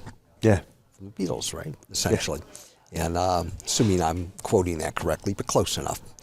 And but Yoga Nidra would be like a guided meditation that is illustrated, if you will, by the facilitator. Or it could be as simple, once you're in the position, envision yourself being on a beach. The sun is warm, but not necessarily hot on your body. The air is warm but not hot, so you're not laying there perspiring uncomfortably. You envision yourself in a comfortable place. You hear the sound of the surf lapping on the beach, and the way it recedes. Maybe you hear the crinkle of the sand as the water's washing back down. It could be you could be in the mountains. You could be doing anything. Because basically the facilitator is narrating this visual for you, which you follow, is the practitioner. Research seems to indicate an hour of Yoga Nidra in terms of rest is equal to about 4 hours of sleep. There are studies and research done. Wow. I am fascinated. The more I think about it, and I'm sitting here, COVID, right? I should be adept at this. I have not been spending a lot of time with it, but I am convinced by October, November, I will be teaching Yoga Nidra. Epic. On a regular basis. I was quite literally talking with Bob Monroe earlier from the Monroe Institute, and we were discussing the concept. I used to have, I still have, my Voyager XL. They used to sell it at like Blackstone. All right. Like you could get it in like the Air Mall catalog. And it was a pair of glasses with lights that did the same, were flashing at the same rate. I'm seeing purple on your fingertips. Yeah. They flashed at the same rate that the binaural beats were going. So you got double stimulation. And one of the programs that it had in it was the 15-minute nap. Right, where in 15 minutes, it took you from an active brain state down to a deep delta, theta range, and then back up. So you got the equivalent of an hour and a half of sleep in 15 minutes. That sounds about right. And it was like, wow, what an amazing power nap. And I've just started reusing it, where it's like, that makes perfect lay sense. down in my studio, use it again, and it's pretty remarkable. Very remarkable. To say that yes, an hour of this equals 4 hours of that. Roughly, yeah. Once because once again, you don't have the double stimulation going. You are getting your brain waves to that pattern through a state of meditation, and through a state of discipline. So, to match those same brainwave patterns of getting 4 hours of sleep, absolutely. No, it's absolutely. beautiful too. I mean, all right, so I said, the intent of yoga is to quiet the chattering of the mind. Come on, how difficult is it to not think? That is work. It used to be so much easier for me to not think. Okay, there you go. I mean, we think. That's what the mind likes to do. It's what it loves to do. And of course, when I occasionally get to a state where, Oh, I'm not thinking. Well, Yeah. what did you just do? You just thought, you idiot. Yeah, You know, yeah, right? yeah. You know, pop yourself There right went out that. Exactly. There I was. But can I leave it alone? No. Well, But more yeah. and more, I'm able to achieve a little bit of that. I'm Yeah. not going to say to anybody, oh, I can sit there 10 minutes without having a thought. Wrong. Maybe 45 seconds. Yeah, on a good day. But it's amazing how much calmer I've become through time.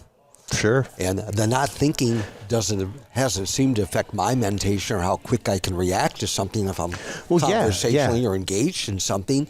And there's a real beauty to it. And of course, the intent and purpose of all this is kind of like, and yoga recognizes these altered states. Yes. But basically the notion being, samadhi is the 8th limb of yoga. In what they call Ashtanga yoga. Okay. And it's basically this stage where you've gone where the mind is quiet and you're tapping into this consciousness, maybe getting to what we would call the true self, not the ego self. Sure. Where your experience is transcendent. And above that, if you look at the Om sign, the little dot above the curly line, below the three normal states of consciousness, wakefulness, dreamless sleep, and dream state, and dreamless sleep, is Turiya, which is that unbridled consciousness. So I first started screwing around with yoga, and I'm not pursuing this. My life is not dedicated to pursuing samadhi or Turiya. My attitude is, hey, I stumbled into it. Okay, cool. I'm not going to spend 12 hours a day, every breathing moment, pursuing this. That's just is not that significant to me, and I'm not denying the existence of this. Yeah. What a blessing if it should It's hit me just in the not side the of head. level that you desire to go. That's not where I am. Yeah. Okay? And I'm free to make that choice, whether it's intelligent choice or not.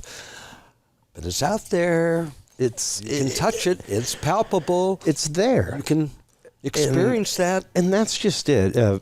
Ancient cultures followed this for eons. Yeah, when you start looking at the teachings of yoga, it follows right along with the teachings of Kabbalah, like almost hand in hand. It's remarkable, especially when you start looking at the chakras and the tree of life. Exactly, right. Like it is almost verbatim the same. It is a roadmap to consciousness and to yourself.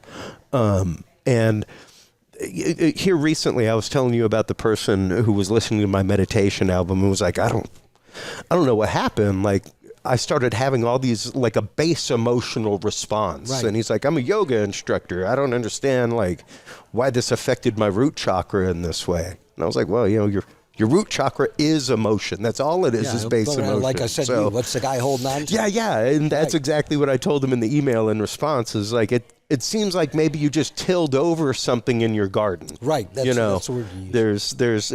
It's still there. You were weeding and everything, and you just put some dirt over it, and go back and explore yourself. Yeah. All that tells me is that the binaural beats rang the bell. Right. Like it hit your root chakra. Exactly. And that's awesome. That's great feedback for me to hear. But here lately, I've had a couple of people, and I was telling this to Bob earlier, that I finally found that small range of people that binaural beats just wogs their head. Makes their brain like ring, like yeah.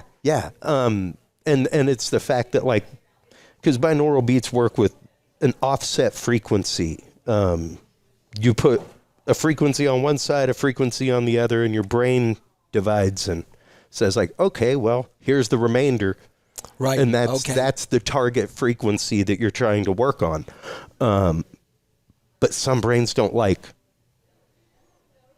producing that third frequency, and it kind of wigs them out. And I finally found a couple people like that. Most everybody I know that's ever tried binaural beats after a few sessions, they're like, wow, yeah, that's pretty cool. It's relaxing. Yeah. Like I definitely got to sleep a whole lot faster last night. I definitely felt more relaxed when I woke up this morning. Things like that.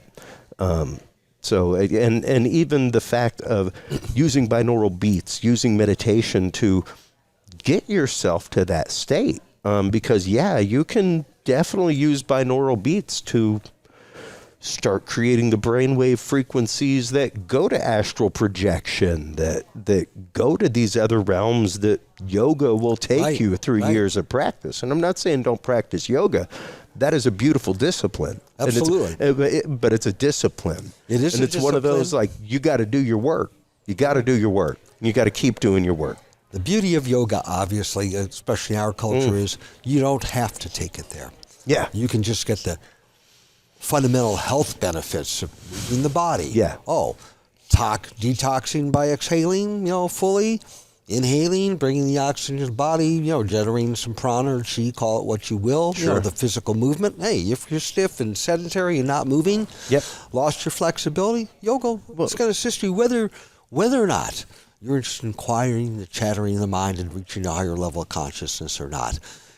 Proven good for fighting depression, reducing anxiety, overall body health. I mean, on and on. And maybe, again, not like something, maybe not for everybody, but nonetheless, what comes out of that through time, whether you like it or not, to pursue it, is you start developing a slightly different sensibility. A different core. A different core. And, somehow there becomes like not a religious, but maybe, for lack of a better term, a spiritual component to that. Yeah. Yeah. It translates if you get in a conversation. It's like, people are having these experiences. Well, and that's just it. It starts changing your brain waves. It starts changing the way you think. It starts changing the way that it's kind of the idea, and I hate to use this analogy, but it's kind of the idea of the junkie starts getting high during preparation. There you go, anticipation. The dopamine starts releasing before they ever inject. The anticipation of it starts getting them high. And it gets that way eventually with things like yoga, karate, anything like that is disciplining you in a certain way toward a certain goal. And once you start your means of preparation, you'll start slipping into that mindset faster and faster each time. Absolutely. That's absolutely true. By the way, Ian, it's just like a one-off. Are you familiar with Steve Halpern's music? Offhand, no, I'm not. So Stephen Halpern, and I may be wrong on this, is considered like kind of the godfather of New Age music. Okay. So he's played a lot with Delta. All right. There's a number of albums. He has an album called The Om Sound out. He's Drum Spirit's another one. I have actually heard Drum Spirit. I didn't know who made it. Lots of albums. All right. Just coincidentally, because that's kind of what his goal is with a lot of this music. To take you to those vibrational states. Yeah, absolutely. And when you look at things like tribal drumming, stuff like that, the beat of it is right. It's the medicine beat. It's right there at heartbeat level. It's right there at Schumann resonance. It's ground yourself, get ready. And it's really interesting to see that, because once again, our ancient cultures knew about this stuff long ago. Long ago. And even one of the albums I'm working on right now, Within the Rocks, kind of deals with the fact of are the similar images that we see in petroglyphs across the globe, representations of water, things like that. When you start looking at some of these, they look like straight up square waves, saw waves, sine waves. Is it the fact I agree with when these people were there, were they synesthetic in drawing what they were hearing or feeling? Or feeling. And when I take some of these images and kind of trace over them in Photoshop and then reverse it and put it through an algorithm, the sounds that come out are wild. Ooh. Wild. All right, I like that. That I'm going to have to experience. Okay, but it's one of those, even when you go to ancient sites, Malta is a prime example. There is a chamber there that actively resonates in the theta range. Okay. It starts peaking theta waves in your brain when you start chanting in there. The resonance of the room presents those waves to your brain. Same thing with Stonehenge. Stonehenge was built to amplify sound inside of it. They knew about these things so long. Ancient Greece, Epidaurus, you can light a match on the floor and hear it 300 feet up top. And you're wondering, Yeah. What is it they knew that we refuse to acknowledge? We use $100,000 sound systems to replicate that. I get it. It is amazing how much was known. Yeah. Mostly passed by oral tradition, obviously. I mean, the Vedas just didn't happen one afternoon. No. That's, carrying forward history. The Bible didn't happen in an afternoon. That's it. you got 1,000 years, 800 years more before it gets reduced to a Torah. The wasn't even written down till 60, 70 years after Christ's death, the first things. Yeah, right. Because they were expecting the parousia. They expected the second coming within their lifetime. And once they hit 70 and they were like, hey, man. Yeah. Hey, right. Do me a favor. Just start writing this down while I talk. How much tradition, and things clearly probably changed from generation to generation. I don't know that, or I do or do not know that. You don't know if things were verbatim for 1,000 years, and that was the training, and it conceivable to me it would have been. Yeah. It's also conceivable to know. It's like playing telephone. Sorry. Yeah. Absolutely. The message gets corrupted down the line quite possibly. Eventually, and it does not take long. Right. It doesn't take long. But you if the care for preservation isn't there. I mean, there are absolute cultures, Native Americans, one of them, where most of their stories are not written down. They are passed down orally unchanged. Go to the Aboriginal people. They're talking right now about that possibly being unchanged for almost 10,000 years. Exactly. So that's possible. That their oral history has not been unchanged. It is right. That is remarkable. That is amazing to think about.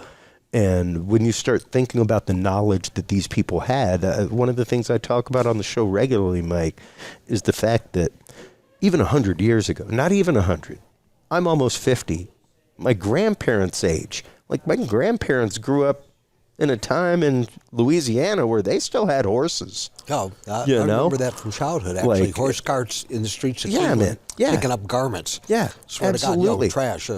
And not even 100 years ago, there were still many parts of our country where when the sun went down, unless you had a fat lamp or an oil lamp, it's night, son. Nighttime, you're going to sleep. It's night.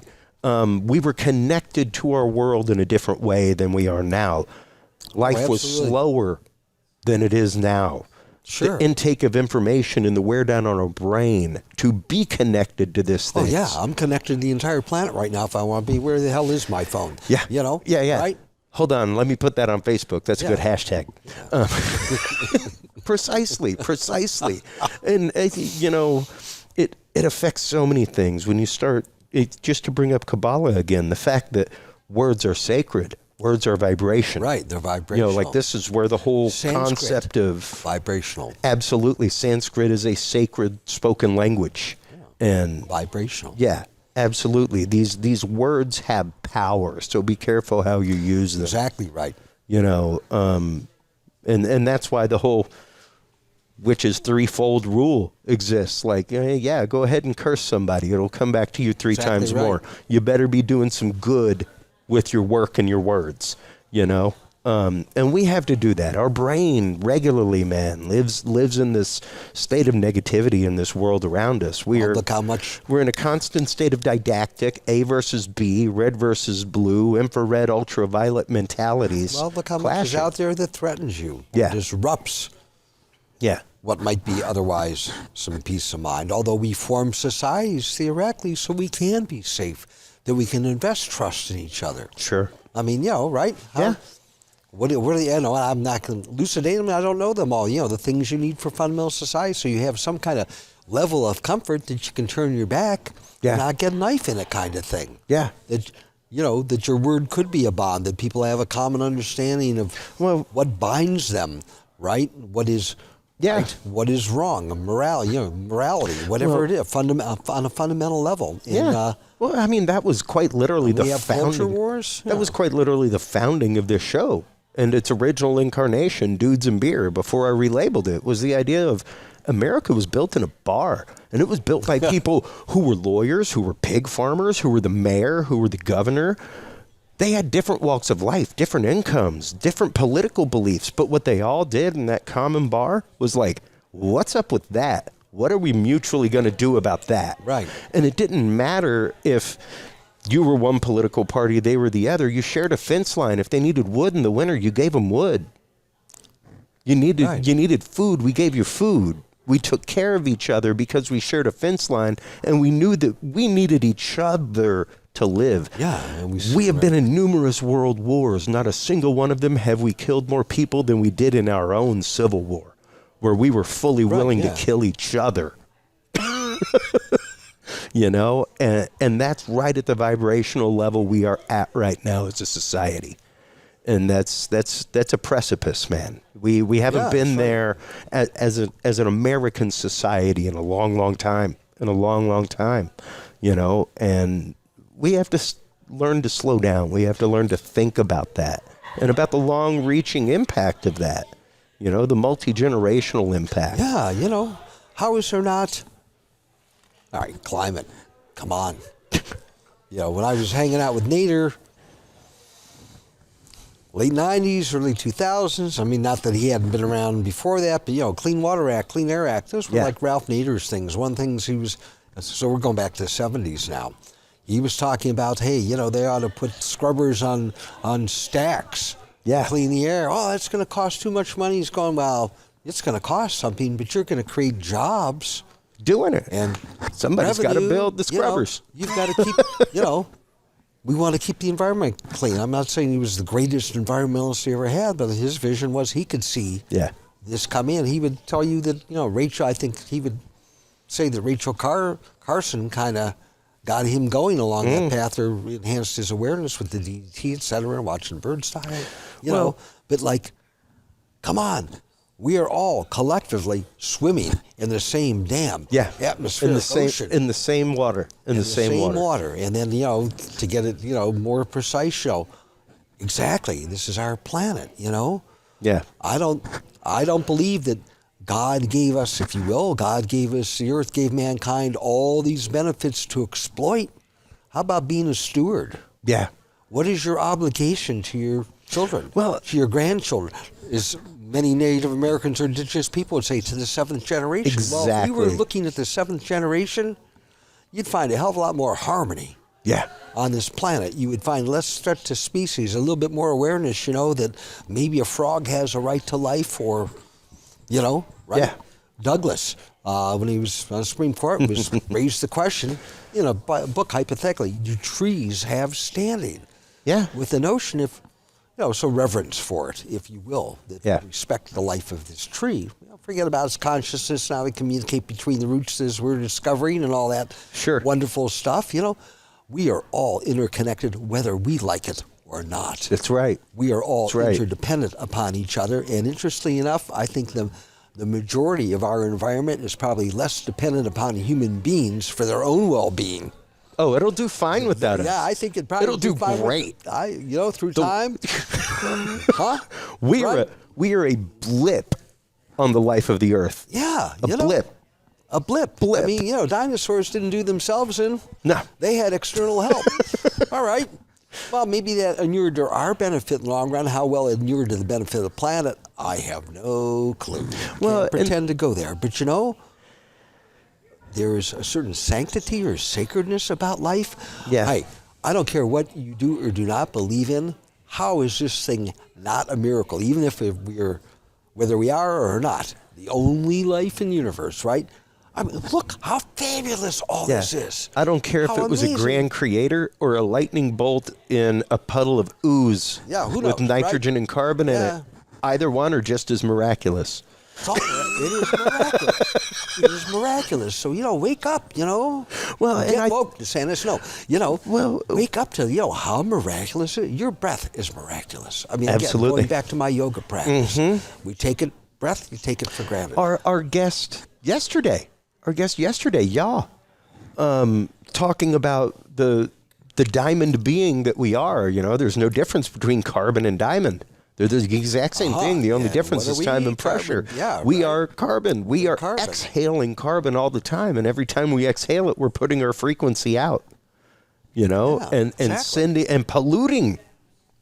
You know, I'm polluting your chakras with my frequency every time I exhale. You cut that out. Sorry, bastard. Put a filter on it. But in all sincerity, I think when it comes to things like remote viewing, like you're saying, awareness, personal awareness, and that's what I think more than anything that I have seen amongst the community of remote viewers is that there is an awareness that they have of their place within the machine of the universe that I don't think another para group I am a part of or a member of or even sponsor a conference for has that root of like, wait a minute, There's something bigger going on here. And I mean, MUFON's something big too, don't get me wrong. But there is a different grounded connection to the universality with this group. Interesting. Than with anyone else that I've found. I can't say I've given that much thought or have come to a conclusion on that, or, you know, like, oh, yeah, I agree with you. I'm not disagreeing with you. Yeah. I just really haven't contemplated that. The vibration here is wonderful. It's huge. It's huge. It And, wears you know, me down. I can Literally, see that. I am exhausted it's right now. Because I keep telling you, you know, you say, hey, come talk. I'm tired. Yeah. And it's not like anything's draining me. I don't It's feel just like being I'm in the zapped. presence of all the last year century. at the International Association for Near-Death Studies. I've done shows in Colorado. I've done shows at higher altitudes than Salt Lake City. Right. I spent 2 days in the bed, like crazy migraine, nausea, the energy of all of those NDEs, of all those people who have come back and have been shifted. Ooh, I imagine. Man, I can talk about imagine. something that'll tickle your belly all day. It was wild, man. And once again, being here, that mental energy that is just exchanging all over the place is intense. It's intense. And, you know, underlying this is like, oh, when I first heard about remote viewing, you know, like, yeah, right. Okay, hey, I remember when I first I'll go ordered the sell a book. SRI videotape from listening to it on Art Bell, going, I don't know, man. Like I'd give me a heard Major break, Ed right. Dames, things like that. And I was like, yeah, okay, man, I'll order the videotape and see what it's about. And even then I was like, yeah, I don't know, man. I don't know. But the more, and I was probably 20 years old when I found that and heard about it. I'm almost 50 now. I'll be 49 this Right. year. The more I have delved into it, the more my mind opens, Oh, it and has the to. more it is blown by the data that is there. the data is mind-boggling. You know, the interesting thing is experientially, and I don't know if you've had the opportunity at one of these. I went to Paul Smith's pre-conference training. Yeah, yeah. Introduction. Yeah, Friday. To remote viewing. Yeah, Friday night. You know, Thursday night actually. Yes, Thursday. Sorry. So, you know, what the hell? I'm here. I'm living locally. You know, no skin off my. I got to bring the books in anyhow, so I'll show up a little bit earlier. You know, I even sell a book or two. You know, so I have participated in a number of these exercises over the years. Not every one of them. I've never taken formal training, although that is something. Oh, kind of like yoga nidra. I mean, to get around it pretty quickly here. It's getting late. I'm 76, but you know, but there's still time. But so last night I engaged in this thing, and I actually stepped out just before they were talking about how to focus on a target. So I missed the 6 or 7 minute introduction to that. I walk in, there's a cardboard box sitting on a podium, and I'm supposed to see what's in the box. What's in the box? You know, what's in the box? Well, you know, well, it can't be an automobile because the box isn't big enough unless it's a toy car. Okay. 1/10 scale. Yeah, there you go. You know, so I'm looking at this box. I got a piece of paper, and I've been to enough of these to understand that, you know, I to clear my mind and see what kind of impressions I have. And I got to watch out for the left side of the brain because it wants to describe things and Wants to name jab things, away. you know, right? You know, and so for me, this was kind of fun. So, you know, I'm sitting there, all right, so I draw a line with a right angle. Of course, then I look at the box and, box is a rectangle. There's a line going down. Line top going to bottom, over. and there's a line going over. Real it's visual, all right, right? all Oh, right. I got that one right. Well, that's not in the box. The eyes are That's working? outside the box. The eyes are working? And I'm laughing at myself, like, give me a break. Why am I even sitting here? You know, and the next thing I know, right, clear the mind, Michael. Let it come to you. Right? What the hell is going to come to me? Come on. You know, what am I going to project into the box is more like it. Is my fear. Okay? And then, of course, in this, you can't be afraid to fail. It's okay. Yeah. All right, so next thing I say, so I got this right angle. I have no idea what the hell that's all about. And then I go like, gray. Do I see gray? No. I just kind of sense something that's gray. All right, write down gray, that's impression, then immediately orange. I'm going, well, that's got to be what they call overlay, just, you know, again, the left side of the brain's going, well, you know, right? Yeah, let's go the opposite direction. You know, get a little orange there. So I put down orange and I put a question mark behind it. Is it overlay? All right, so I have no clue. And I'm laughing to myself, going, why are you even doing this? And then, okay, there's a spiral, not a circle. I didn't see a circle first. I see a spiral. Yeah, right. I like spirals, so I'm making some spirals on the paper.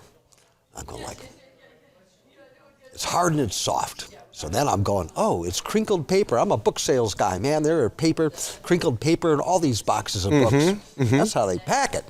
So I kind of know. Yeah, what spiral-bound book did I bring with me? Right. That's in my head right now. Yeah, exactly. So I'm going like, all right, I know it's not crinkled paper, unless there happens to be some crinkled paper in the box. But, right, isn't going to be that. And I come up, like I say, gray, orange, black, soft and hard. Next thing I know, I'm drawing another spiral. Now look, I'm drawing another spiral. What the hell is going on? What's with the spirals? Okay, one ought to cover it. And I think that's about as far as I got with it. The time's up. Opens up the box. It's a damn egg yolk separator. Oh, if you look at the picture that they also show on the screen and look down at it, there's a right angle.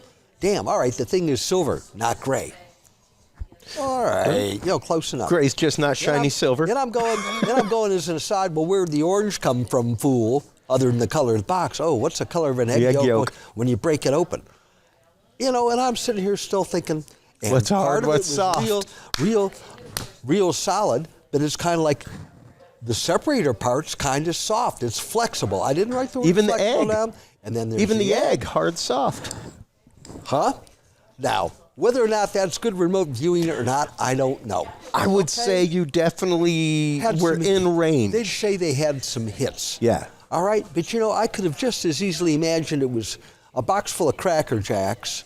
Or like I was saying, a spiral-bound book. Right? When I came up with orange, next thing I'm doing is thinking, because I have this circle from the spiral, it's a glass of orange juice. I don't know how you have a glass of orange juice in the box, but that's besides the point. So at that point, my mind's wandering. But over the years, when I've done these various exercises, the amount of correlation from all the millions or hundreds of thousands of things that could be in a box or in a remote location that has been the target, how many of these things corresponded? I mean, there's billions of objects on it? I mean, right? You can go on and on and on forever. I am amazed at how much of this translates, and it seems to be, all right, one's kind of random, good luck. But without having any training, but just having done some of these exercises over 15 or 20 years, it's like, I don't save these things typically. Maybe I should. I am amazed at how close I've sometimes come. I've never seen an egg beater in a box kind of. I've never, I know what that is. Never happened. Yep. But the types of things they come up with, and having met Ingo and spent time with him, and the remarkable things that he was able to demonstrate, which beat all the odds consistently, and all the other people, Glenn Wheaton, I mean, just names on and on and on and on. These things that people have seen remotely, or this precognition, which tends to be, I tend to dream of things. Same. Not every night. I build things that I see in my dream. There you go. I have dreams, precognitive dreams. I know something and then get an affirmation of it. A day later, a week later, a month later, including one time I was at sea, had no contact with my family. I dreamt that my sister was pregnant and she lost the baby. And then the dream changed and it was my sister-in-law. I had not talked to my family. I've been at sea. I've had no mail. I've no phone conversations. I get back to Los Angeles. I back to the West Coast, San Diego. A couple of days later, I think it was about a week. I called my brother. Hey, I'm going to come up and visit. Oh, dropping off there, huh? There you go, bud. Hey, gravity works. I remember this one clearly, and I went up to visit him. I didn't say a thing about this. Weird dream. Yeah. And we're having dinner. And I don't know, my brother asked me a question. And it was such a question that I said, I had a dream. And I looked at my sister. I dreamt you were pregnant and lost your child. And then the dream changed. Norma, you miscarried. Literally, someone dropped a utensil on the table. They had found out that week that my sister was pregnant and that my sister-in-law was pregnant. and my sister-in-law miscarried. Wow. I'm in the middle of the damn Pacific Ocean. Yeah, someplace you got Hawaii, yeah. Right. I hadn't communicated to anybody. Yeah, you weren't getting mail by chopper about it. If there wasn't some kind of comment made at dinner that kind of triggered that portion of the conversation, I wouldn't have ever brought this up. Wow. And I'm not telling you I've had thousands of these dreams. I have not. I've had maybe a dozen. But yeah. And I'm not alone. I mean, people all over the planet. I've had numerous of them. Billions I used to of have us them will about probably. friends all the time. Yeah, people will tell you they have these dreams. Where the hell is that coming from? Yeah. If there isn't that kind of connection out there, if this phenomenon is not genuine or real. And know? when you look at, I know I brought it up numerous times in this episode, folks, but I'll bring it up again, non-local reality. We just won the Nobel Peace Prize for physics about quantum entanglement, the fact that particles, despite distance, can be entangled and influence each other. That is quite literally what this work was based on. Was Hal Puthoff's paper about how scientists going home and thinking about their lab work was affecting their lab work and affecting the experiments. That's what led to every bit of this, and every bit of that has been quantified. It's mind-numbing. The entangled mind. Man, you're... right? On and on. Exactly. I've literally got to come and just max out a card at your library sometime, man. Oh, please do. Will you buy me dinner if I buy it all? You can check in anytime you want. You just can't leave. That's right. Welcome to Hotel California. That's it, buddy. Yeah. Cool. Man, it's always Pleasure. great seeing you. Always great having conversations with you for days on end. Oh, man. It was great meeting you last year. And the day before I came here, I was like, man, I really hope Mike's going to be there. That's going to be awesome if he is. So I have thoroughly enjoyed our time together. Curiouser and curiouser. Absolutely. Let everybody know where they can go to find your bookstore. Like, what events do you work? Things like that. I don't really have a bookstore per se. My websites are not well maintained. I trade under the name of Revak, MREVAK.com, and that's kind of my general my trade name. I maintain a site that's not very well maintained at the moment called CannabisLibris.com. I work a number of cannabis conferences across the country. I sit on board a couple 501c3s, but I work a variety of conferences. I believe I'll be at Cannabis Science East in Rhode Island in September. Cool. I will have been invited back for I don't know how many years. This has been this is my longest running conference continuously, IRVA, as it turns out. I will be at the Council of Great City Schools in San Diego, which is I think they may have expanded, but for years it was this is our 67th or 68th annual fall conference. So it's educators, administrators, people related to school systems, school boards from the 50th, I think they may have expanded. It might be more than 50 largest inner city school districts in the United States. Okay? They always have interesting speakers. It could be anybody. So those are the three things around my immediate horizon that I booked. And I said, I'm going to do these. And COVID kind of changed the mix for me. It changed the mix for a lot of us in the live event industry, my man. We talked about that last couple of days, like, what events were those that didn't work? So which events are left? And I think a lot, again, I see as we discussed, a lot are coming back. There's a lot coming back. Beautiful. People like the human interaction dynamic. There's a lot to be said about certain types of virtual events, but there is nothing like sitting down and interacting with your fellow human beings. One of the things I akin a lot of these shows to, Mike, is Comic-Cons. Yeah. And I don't know if you've ever been to a Comic-Con, I got to work one. But like if you're a comic book nerd, there is a brotherhood there. Oh, yeah. There is a camaraderie, and there are crews of nerds that I know that, like, they got their homies that they hook up with whenever they go to Dallas Con, whenever they go to Dragon Con. Like, there are crews that get together. Oh, and it's the story swapping and the sitting down and doing things.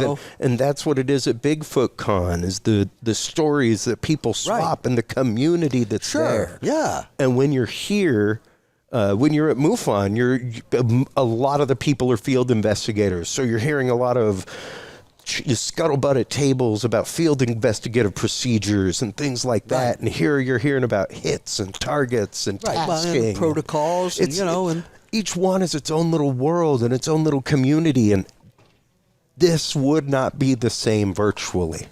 It wouldn't be. No, it wouldn't. I mean, I'm not saying that there aren't some great presentations out there. This is being sold virtually. It could be, absolutely shared. But the communal aspect, the being here with each other, for each other, and supporting each other in the task, in the tasking, and in the community is beyond all else. And that's what it's about. You know, and I am highly appreciative of the occasional hug I get here. Same. It's genuine, sincere, and warm. It was nice for me my second authentic. year. My second year coming in, first year as a sponsor, how many people recognized me? Yeah. Oh, granted, I'm a 6 foot tall redhead that wears purple shirts. Is that what color that is? What do you pay for that? Yeah. Like my barber says. I like the salt and pepper in it. Nice. Yeah. You know, right? But I agree. It's, human dynamic. Come on, we are social. Absolutely. We have an obligation towards each other, ourselves, and our planet. Yeah.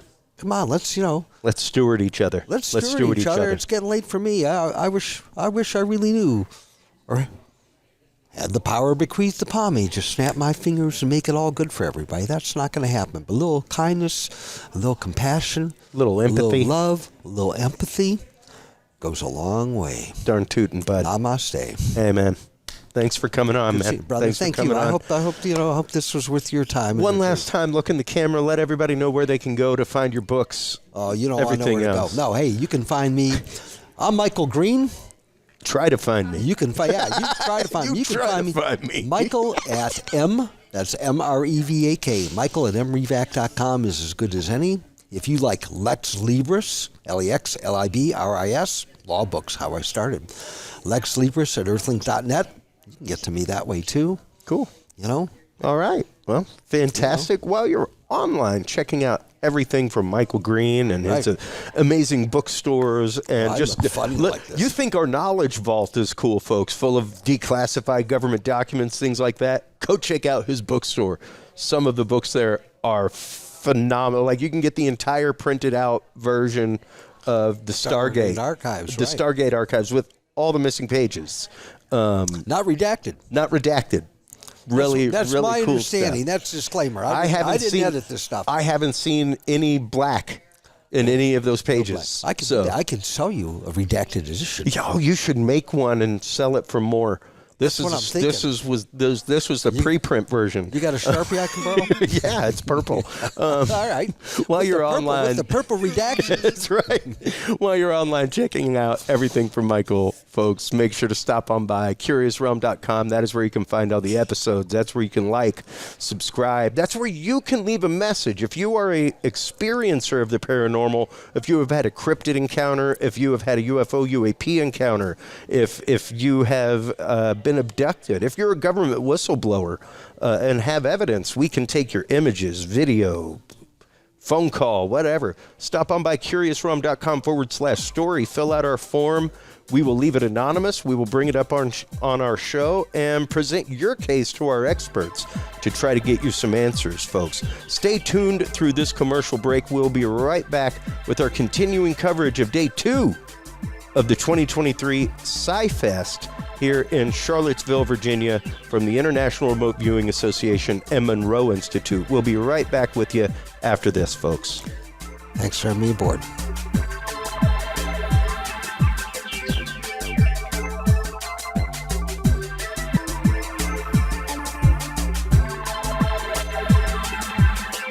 Well, hello, everybody, and welcome to our final piece of coverage from the second day of PSIfest 2023 here in Charlottesville, Virginia. We are here right now with Maureen Seaberg, author of the brand new book, literally hot off the presses, folks, Fearfully and Wonderfully Made. How are you doing? I'm well. Welcome. Thank you so much. It was a pleasure talking with you outside. Thank you.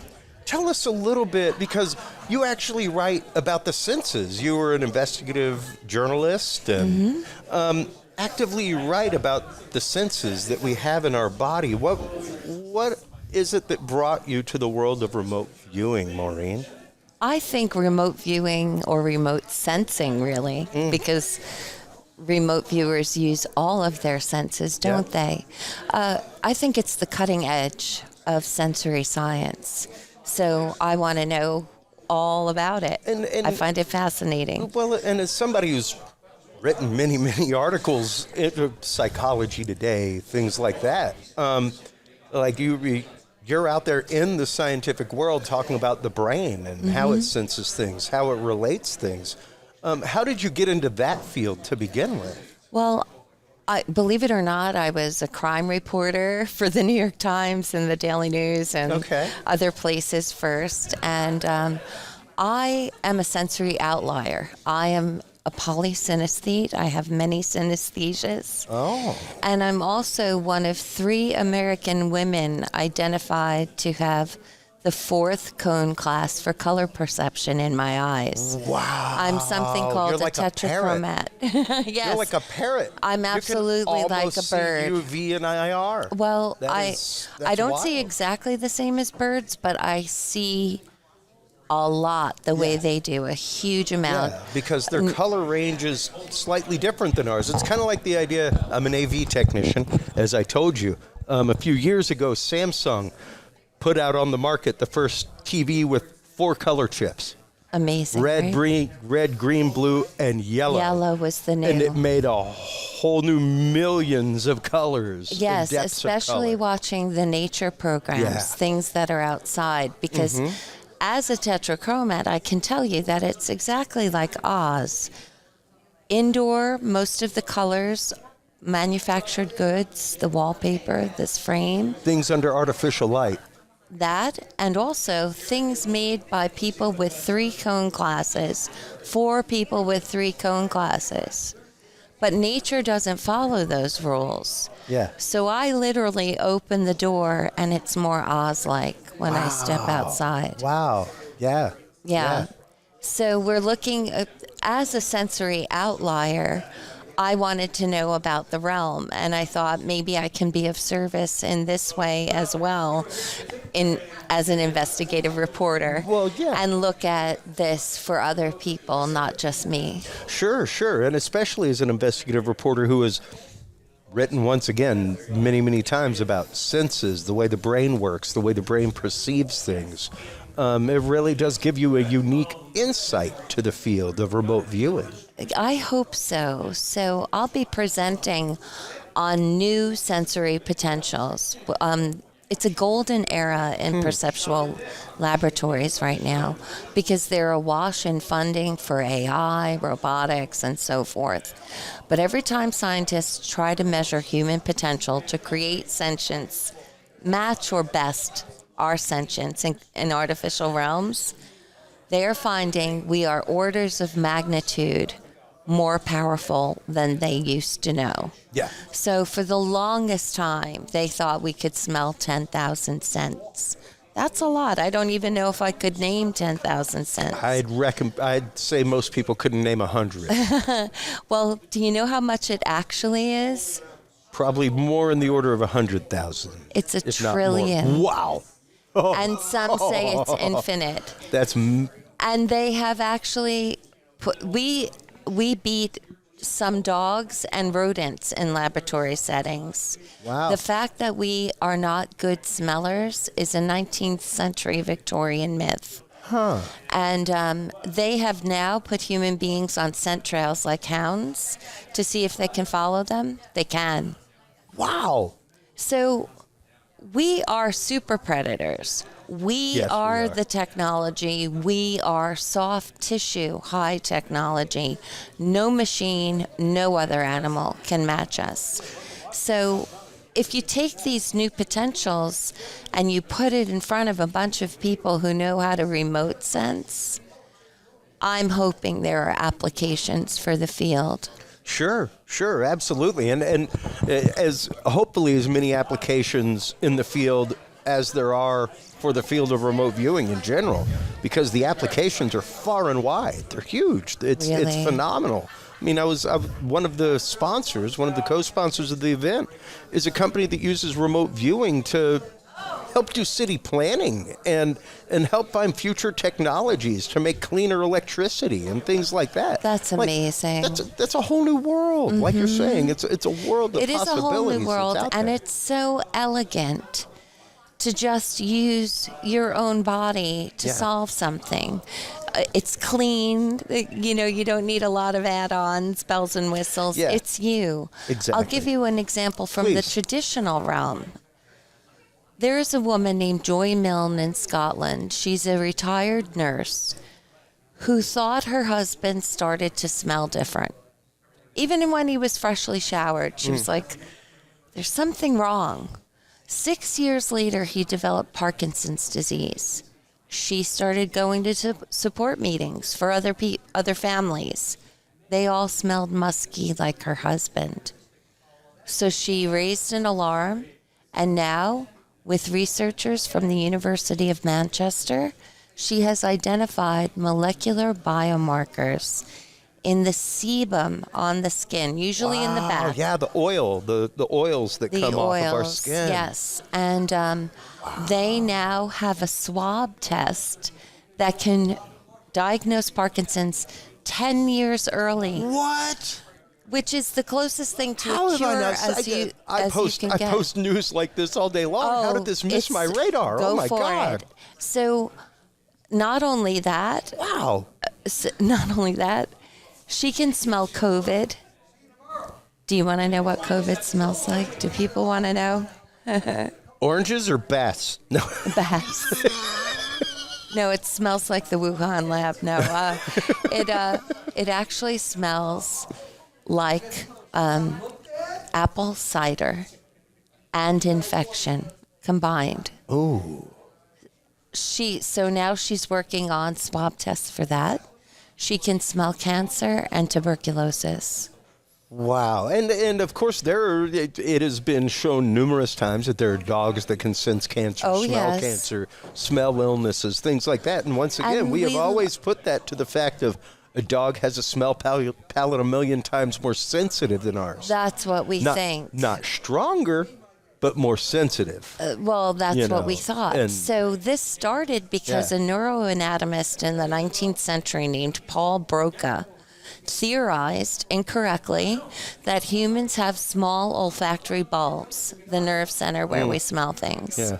In absolute terms, in terms of comparison to the rest of our body, our environment, that is just not true. But it caught on. It caught Sure, on back sure. in the day. Yeah. Even Sigmund Freud So did bad got humors. into it. Bad humors. There you go. And so it was all part of the zeitgeist at the Yeah. time. People were a little puritanical. Mm-hmm. They didn't want us to be like the rest of the animal kingdom. We were something apart, right? we weren't sensual, God forbid. We were just looking at the work of Charles Darwin and separating ourselves from the animal kingdom, things like that. Beautiful context you just provided. But now we know better. We know better. And I like to say, if you don't believe we're super predators, read the headlines. Well, that's where our eyes are. Mm-hmm. Our eyes, I mean, They're in front. They're predators not on the only have side. forward-facing eyes. They're Prey only not on has the it on the side. side to look for the predators. So Exactly. that's why your ears face forward, is so we can zero in on a target. Yeah, and our ears are also, our hearing is even more powerful than our eyes. Oh, I Even as an more audio powerful. engineer, I will attest to that. I Yeah. will and more than your eyes and your nose, your ears can be trained. Wow. Like I would believe that. remarkably so.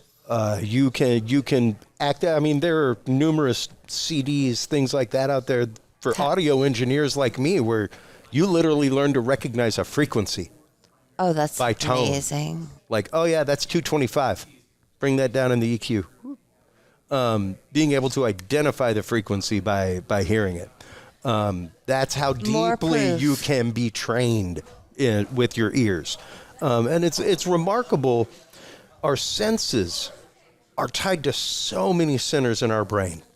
So many centers are activated by our sensors, especially senses of smell, things like that. Smell goes straight to memory. Exactly. Yeah. Exactly. Yeah. And I tell people all the time, though, I've trained these and these for audio and video over the last 30 years.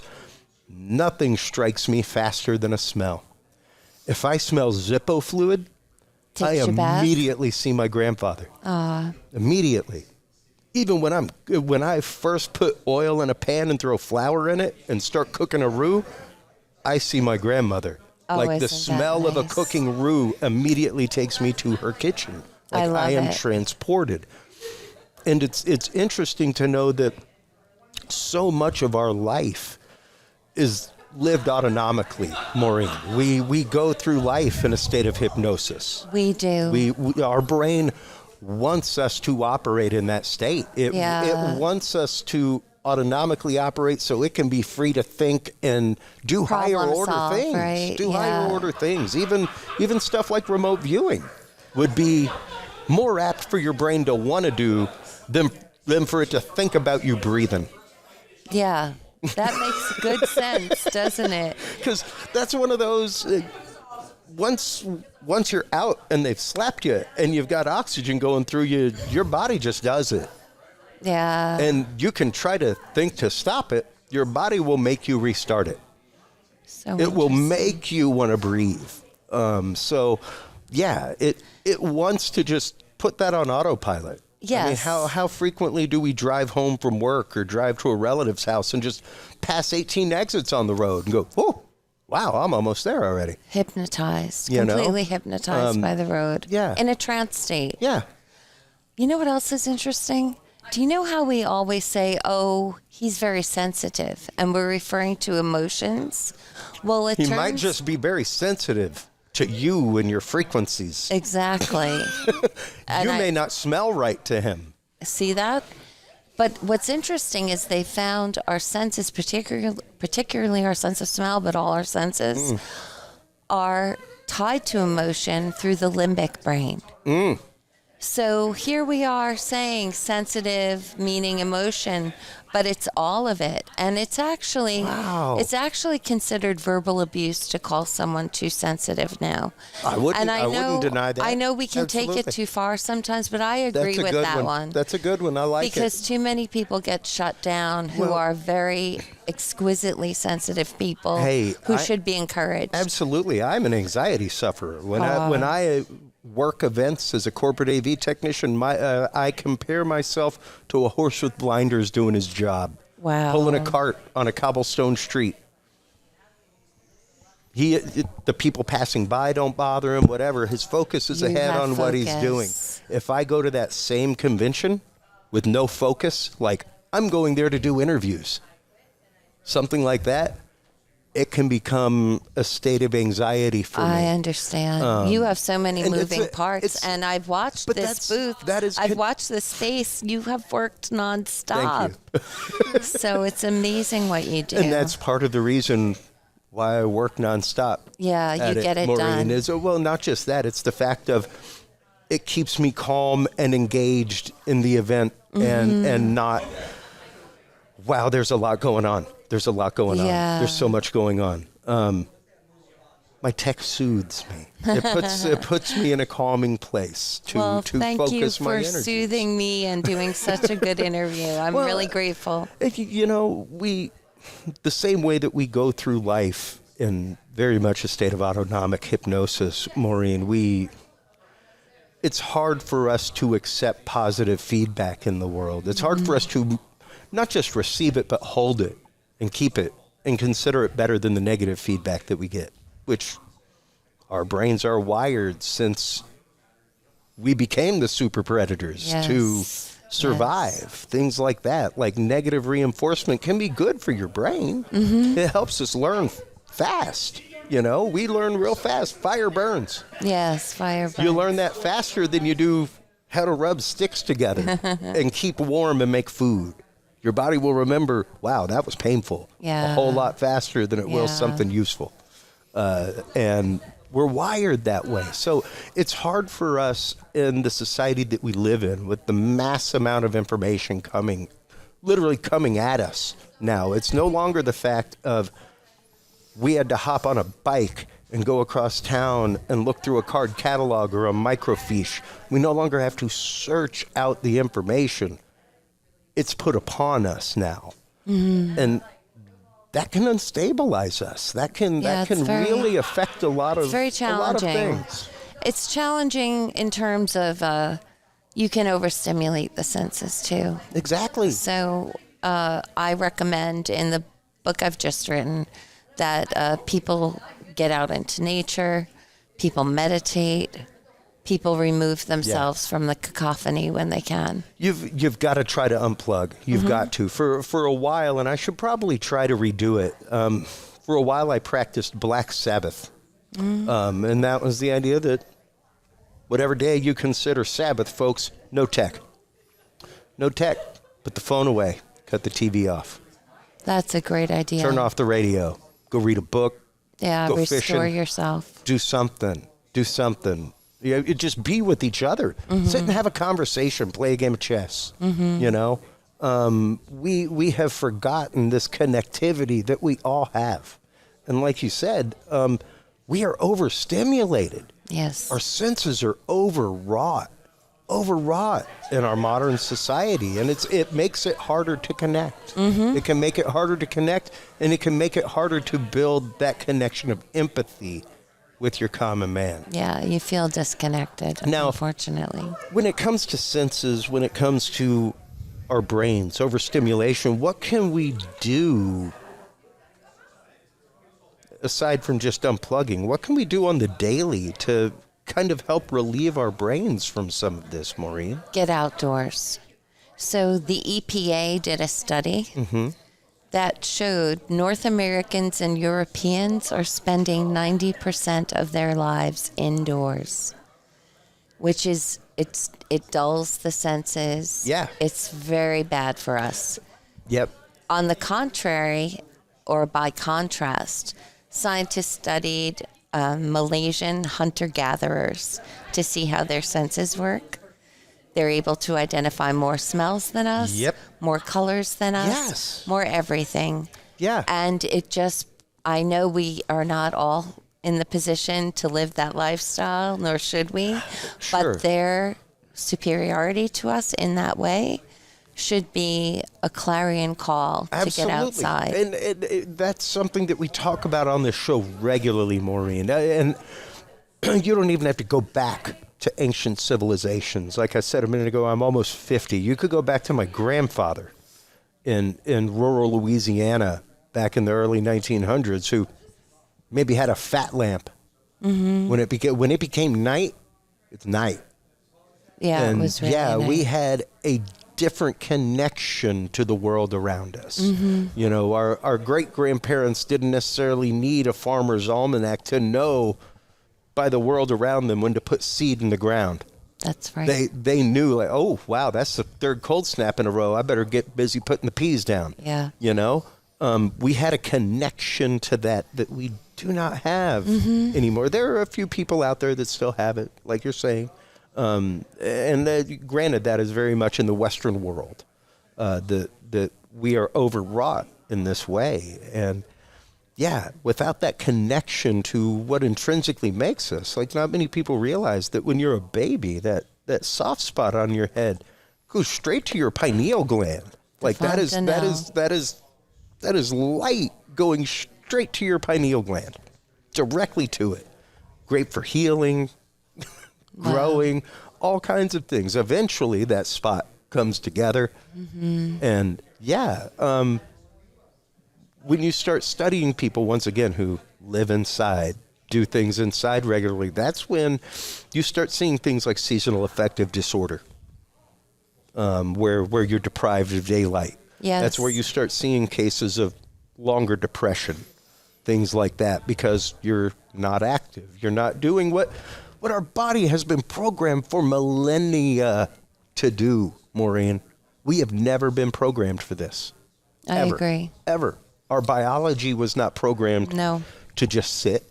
Nope. It wasn't programmed for that. It was programmed to interact, to hunt, to gather, to be interactive with the world around us. Like you said, those people in the woods have a sharper sense of hearing. They're able to identify things at a further distance. They're able to smell animals that they hunt, things like that. And ask any hunter out there, like, they'll tell you, like, yeah, you can They you can know. tell when the deer are around. They you can know. smell them. Like I am an avid herpophile. I love reptiles. There is a distinct smell of snake. Oh, yeah. There's a distinct smell of what the musk of certain snakes smell like. And if you're out and you smell that musk, you know, oh, wow, yeah, there may be some garter snakes around, or there may be a water moccasin. Be careful. So, yeah, you know, you can learn to identify that animal's in the area just by the smell. And it's not like a skunk or something like that. It's No. not that pungent. It's very subtle. But it's there. It's there. And if you're trained to find it and trained to it and in tune with it, it's remarkable what you can do. Now, when it comes to this research, especially when it comes to senses, things like that, like right now, I just posted an article today about they're looking at the provability, they're looking at all the data right now, but they may have very well found a fifth force of nature in muons and the way things move. Where do you see the research in sensory going Yeah, so right this now? is- What's the future of the work of sensory science? This is coincidentally or not, a very interesting tie-in to what you just brought up. Now that they know we can see a single photon with our naked eyes, they're having people see, if they can, superposition and entanglement. And will they confirm long-held theories, or will they rewrite the book on physics? Yeah, no, precisely. And once again, I have been hammering home for months now. Don't forget, everybody, we now have proved quantum entanglement. That won the Nobel Prize through peer-reviewed study, everything else. Particles can be influenced at a distance by another particle. Now, that's correlation to remote viewing, to everything. It's not the causation. Right. But correlation. that's some not pretty big causation. correlation. It is That's pretty a big. pretty big correlation. And when you're talking about a lot of things, especially with our senses, that's right there with quantum entanglement. Yeah. It really is. Well, many of the senses are on that scale. We know, we hear things with a diameter smaller than an atom. Yeah. And again, seeing single photons. Yeah. So that's how refined. And that's why we named the book Fearfully and Wonderfully Made, because it is just extraordinary what the human body is capable of. And what the human mind is capable of. It is an organic transducer. It's amazing. It's a big fat cell radio receiver is what it is. We are like walking vacuum tubes. And when you consider that possibility, when you think about the fact that we can not only radiate information, but take in information via a distance. You know, we've all had that feeling when we walk into a room that something just kind of squirrels in our gut. And we're like, wow, something just doesn't sit right. Maybe listen to that next time. Yeah. You know, I agree. that's a sense. That's still a sense of touch. Yeah. You know, like if you touch something sharp and it hurt you, would you keep your hand there? I know what you're saying. And we've been taught, not only with science, but with academia, if it's not in this box, it isn't. Yeah. You know, and that to me is dangerous science. It is. That to me is And dangerous science. Remote sensors are observing. It is observable science. So I hope the field Give us an continues example to grow. of that observable science when it comes to remote sensing. Well, for example, how about Joe McMoneagle knowing where Skylab would fall? And then it does. Yeah.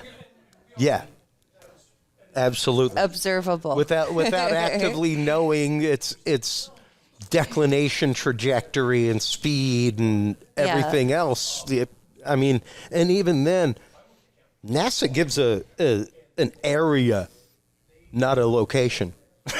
Here's this 10-mile swath that or we're looking an at. ocean. They say it'll be that ocean. Yeah, yeah. What was And- it? The Indian Ocean, Well, I think? absolutely. Yeah. And maybe within 100 miles of that island or something. It wasn't like Joe's prediction of it'll be right here. Yeah. You it know? was much closer than that. Yeah.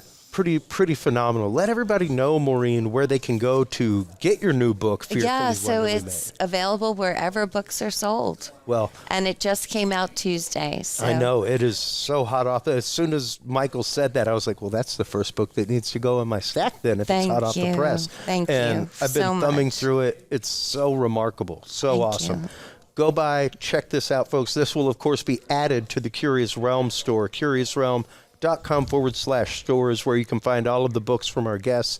That's where you can find all of the tools that we talk about for paranormal research. Make sure to stop on by CuriousRealm.com. Everybody, like, subscribe, follow, all that good stuff. That wraps us for our second day of coverage here at PSIfest 2023 in Charlottesville, Virginia, with the International Remote Viewing Association and Monroe Institute. We will be back tomorrow for our final bit of coverage. Stay tuned right after these messages for all of that, folks.